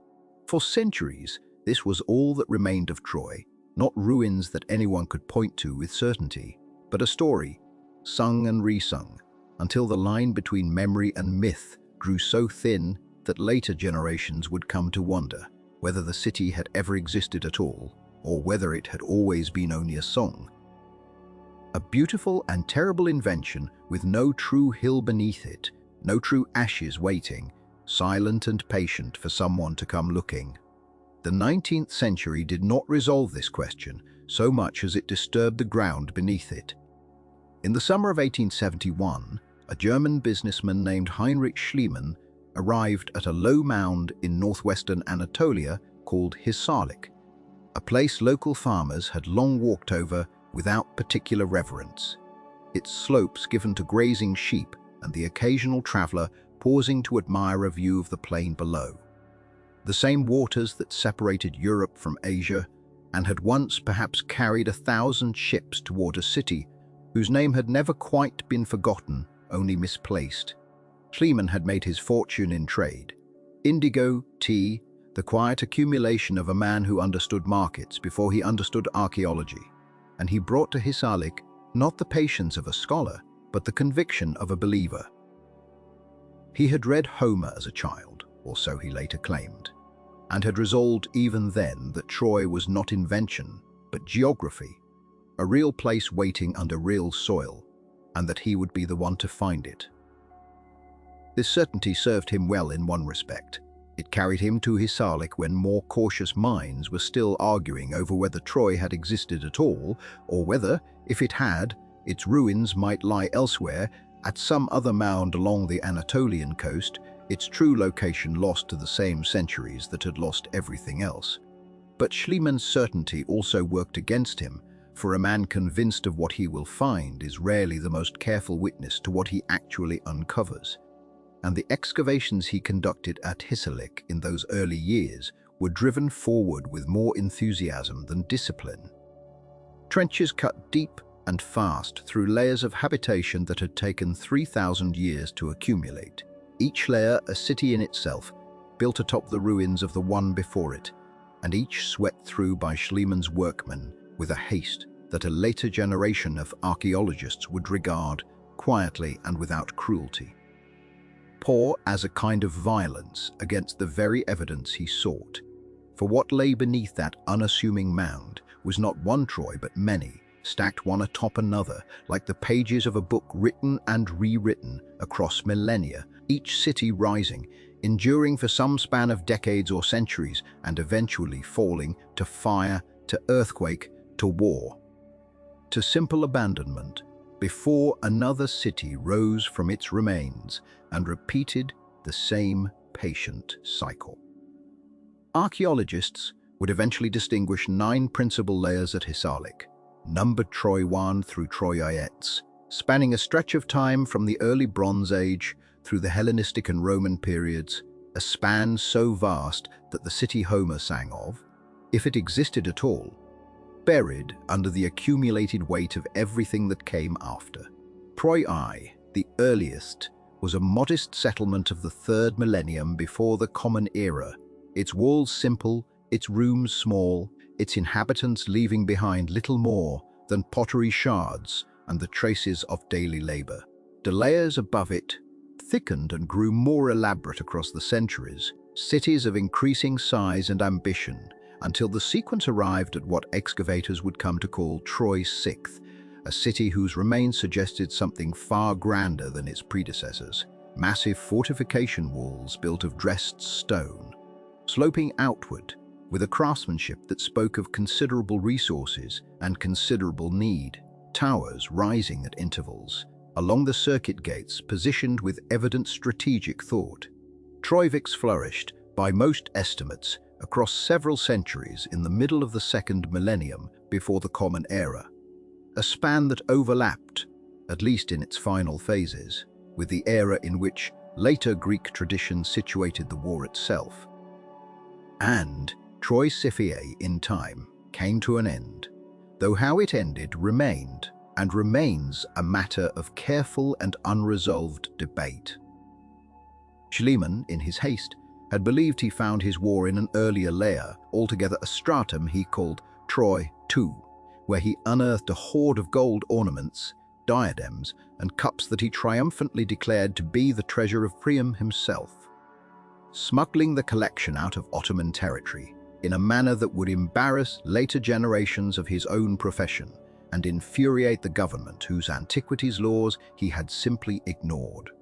Scatter. But Troy II's subsequent excavation would show belonged to a period more than 1,000 years too early to have any plausible connection to Homer's war, a city that had risen and fallen long before the Bronze Age palaces of Mycenaean Pylos had even been built, let alone before their kings could have sailed to besiege anyone. Schliemann's treasure, whatever its beauty, whatever the genuine skill of the ancient hands that had shaped it, belonged to a different Troy entirely, a different age, a different set of quarrels now silent beyond any hope of retrieval. His error was not malicious, only impatient, a man so certain he had found his answer that he did not pause to ask whether the ground itself agreed with him. The correction would come from those who followed, working with the slower and less romantic tools of stratigraphy and careful record-keeping. Wilhelm Dorpfeld, who had assisted Schliemann in his later years, began the work of distinguishing the layers with greater precision, and it was the American archaeologist Carl Blegen, excavating at Hisarlik through the 1932 who brought to the site a discipline that Schliemann's era had lacked.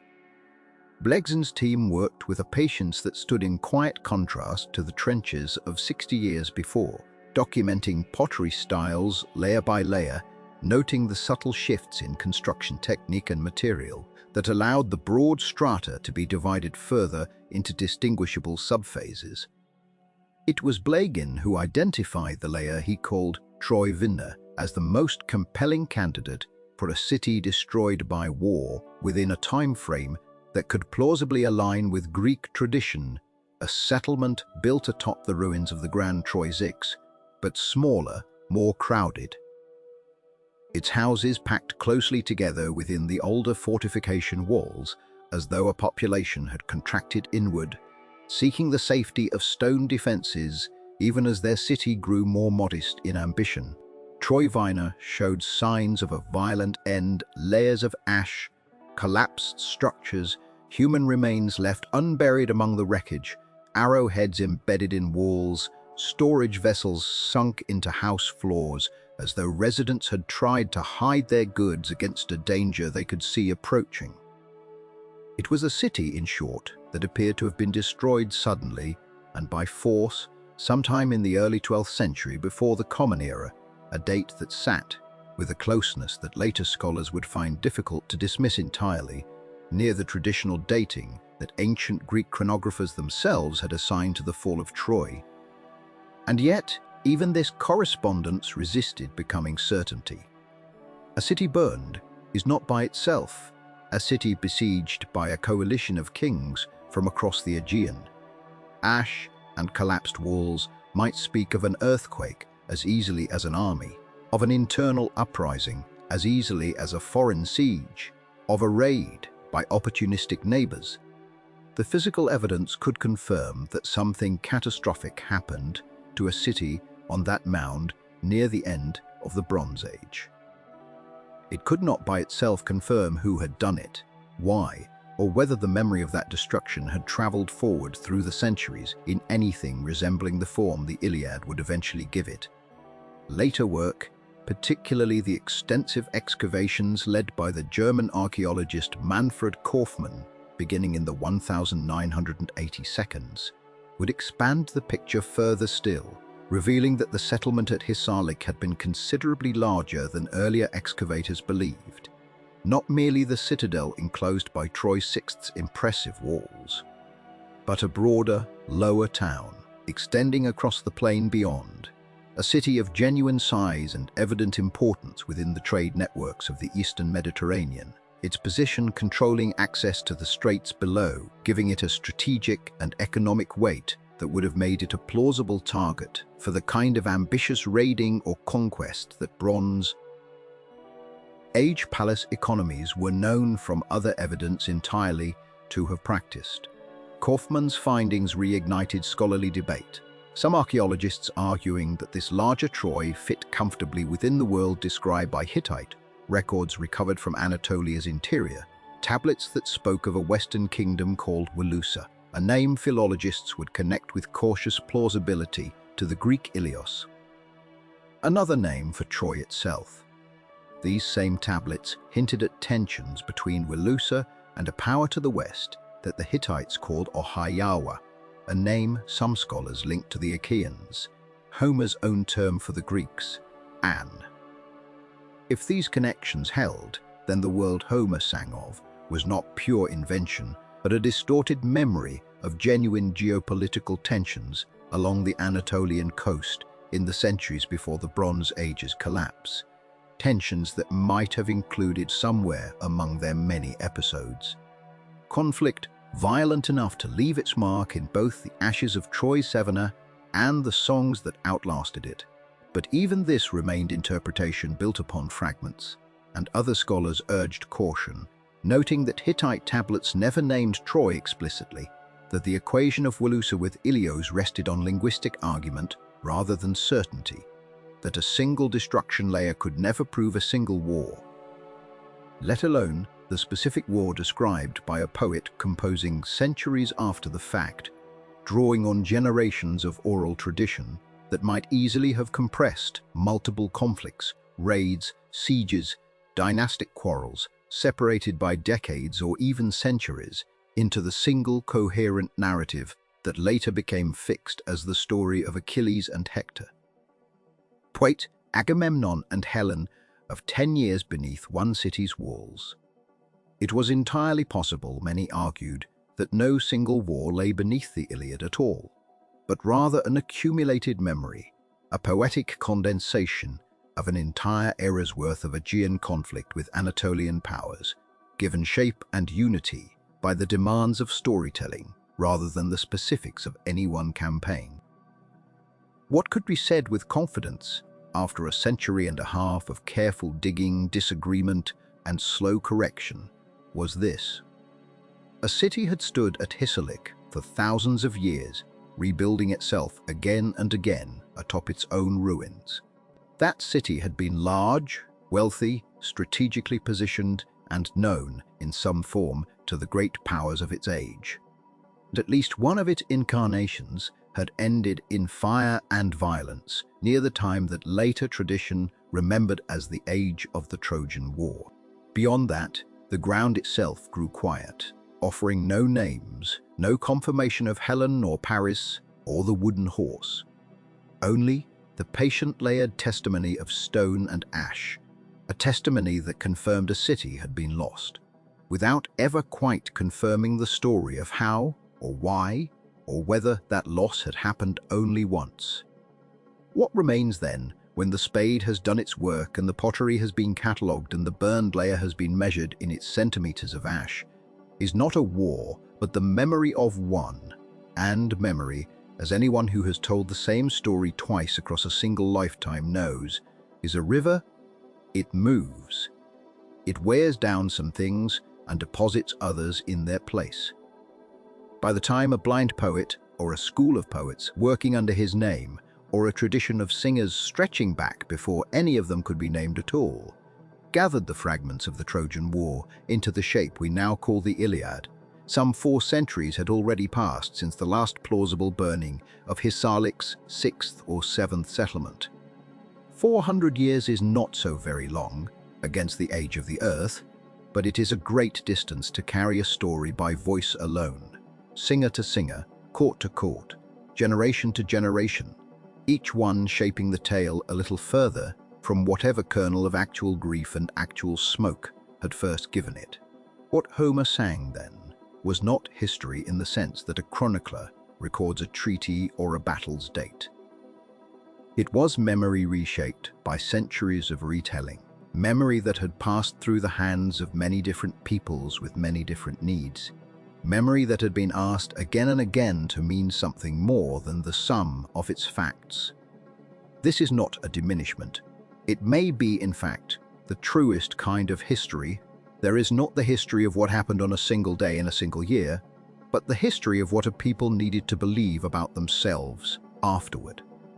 The Greeks who first heard these songs, gathered in halls lit by oil lamps centuries after any Bronze Age palace had crumbled, were not interested in verifying troop movements. They were listening for something else, an explanation of why the world had once been larger and more golden than the diminished age they now occupied, why kings no longer commanded such fleets, why the walls of Mycenaean stood half-ruined and unexplained on their hilltops, why greatness seemed always to belong to a previous generation. The story of Troy answered this ache. It gave the fallen palaces a narrative, gave the abandoned citadels a cause, gave the silence that had followed the Bronze Age collapse a shape that could be sung rather than merely mourned. And so the war, as it comes down to us, is best understood not as a single event misremembered, but as a confluence, the merging of the actual Bronze Age collapse, that slow, catastrophic unraveling of palace economies and trade networks across the entire Eastern Mediterranean, with the more particular and more local memory of conflicts along the Anatolian coast, disputes over trade routes through the Dardanelles, skirmishes between Mycenaean adventurers and the cities of Wilusa and its neighbors, and perhaps, somewhere beneath all of it, one siege more prolonged and more devastating than the others. A Singdan siege that lodged itself in memory precisely because it had been unusually long, unusually costly, unusually final for the city that endured it. Onto this kernel, over the centuries of oral transmission, were grafted other stories, other wars, other heroes, other griefs, until the Trojan War became not the memory of one campaign, but the memory of an age, condensed into 10 years and a single city, so that it could be held in the mind and passed from father to son, from singer to audience, without the shapelessness that true history so often carries. The historical Bronze Age collapse had no single cause and no single villain. It was climate and famine and migration and the slow failure of interconnected systems, too complex for any bard to sing. But a war has a shape. A war has a beginning and a middle and an end, has heroes to admire and a horse to marvel at, and a queen whose face might justify the burning of 1,000 ships. The collapse of a civilization does not sing, a war does. This is why the story endures, where the true causes of the collapse do not. No child asks to hear again the tale of late Bronze Age trade route disruption.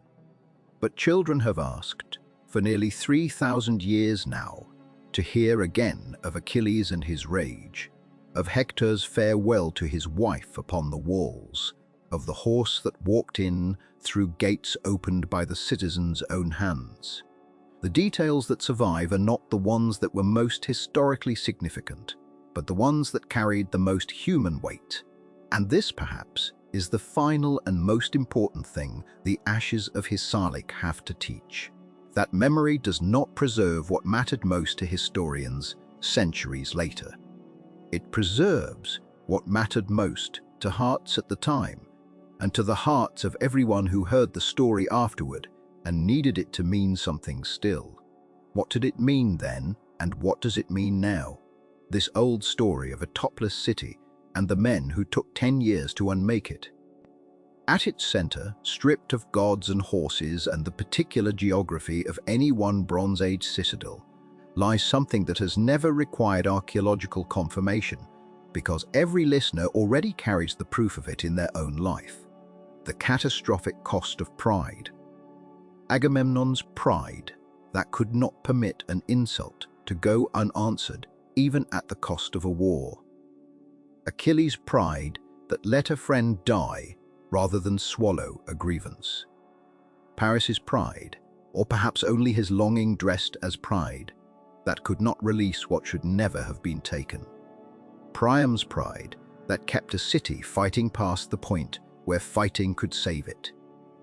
Every measure of grief in the story flows backward to some moment where a smaller concession, a smaller humility might have turned the current aside, and did not, because the men involved were men, proud in the particular way that power makes men proud. Unable in the moment to imagine that their refusal to bend might cost more than their bending ever could. And, beside pride, always its inseparable companion, grief. The story does not linger only on victory. It lingers longer, in fact on loss. Achilles, weeping into the sand for Patroclus, Priam kneeling in the enemy's tent to kiss the hands that killed his son, Andromache's lament sung out over walls that would not stand another season. The Iliad, for all its battles, is fundamentally a poem about what war takes rather than what it wins, and this may be the truest thing it preserved across all those centuries of retelling. Not the tactics of Bronze Age siege warfare, which have long since been forgotten or superseded, but the exact shape of grief that a father feels for a son, by a friend for a friend, a wife for a husband who will not return. That grief has not changed in 3,000 years. It will not change in 3,000 more. This is why the story survives when its facts do not, because facts belong to their moment, but grief belongs to everyone. And then there is the wall itself, Troy's wall, the great fortification that later legend insisted no mortal army could breach by force alone, built, so some stories claimed, by the gods themselves, and yet fallen all the same, not to strength, but to a trick. The gates opened from within by the very hands that should have guarded them. There is something in this image that outlives every argument about which Homeric layer at Hisarlik corresponds to which century, something that has made the story endure past all the others that the Bronze Age surely produced and lost. Even the strongest walls, the story insists, are fragile before deception, before exhaustion, before the simple human desire to believe that 10 years of suffering might finally, mercifully, be over. The Trojans wanted the horse to be a gift because they were tired of the war being what it was. That single, understandable, deeply human wish, not stupidity, not mere gullibility, but exhaustion, dressed as hope, undid what 10 years of Greek force could not. Perhaps this, more than any spear or shield, is the war's oldest and most patient lesson, that what breaks a people is rarely the enemy at the gates, but the moment their own weariness opens the gate for them. If you were to stand now on the mound at Hisarlik, where the wind comes up off the strait much as it must have come up 3,000 years ago, you would find very little to suggest that any of this had ever mattered so much to so many. Grass moves across the low earthworks in long, unhurried waves. The trenches dug by Schliemann and Dörpfeld and Blegen and Kaufmann have long since been filled or fenced, marked with signs in patient museum prose, walked by tourists who come, more often than not, because a poem told them a war happened here. The sea lies beyond, calm most days, the same strait through which grain, ships and warships and merchant vessels once passed in their thousands, now carrying container ships and ferries, indifferent to whatever the Greeks once believed a wind might mean. There is no clash of bronze in the air.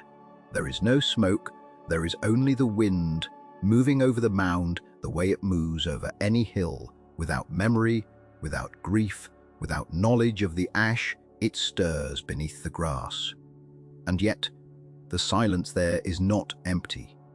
It is the particular silence of a place that once held something enormous and has long since let it go. The silence of a battlefield returned to pasture, of a palace returned to soil, of a city that burned and was rebuilt and burned again until at last it was simply left to become a hill like any other hill, marked only by the stubbornness of story to remember what the earth itself had quietly resumed forgetting. If you listen there, you will not hear Achilles' rage or Hector's farewell or the creak of a wooden horse being drawn through broken gates. You will hear wind and birds, and somewhere below the surface, older than the sound of either, the ash, still and unmoving, as it has been for 3,000 years, remembering nothing, and yet somehow, through the patient work of memory and song, still causing us to remember everything. Rest now if you wish, with that image, grass over ash, sea beyond stone, a wind that asks nothing of you and carries no war within it. There are other such histories waiting on this channel, other ships and other wars and other quiet mounds where great things once stood, and they will keep until you are ready for them. For tonight, let this old war settle where it has always settled, in the soft ground between memory and myth, and let yourself drift with it into sleep.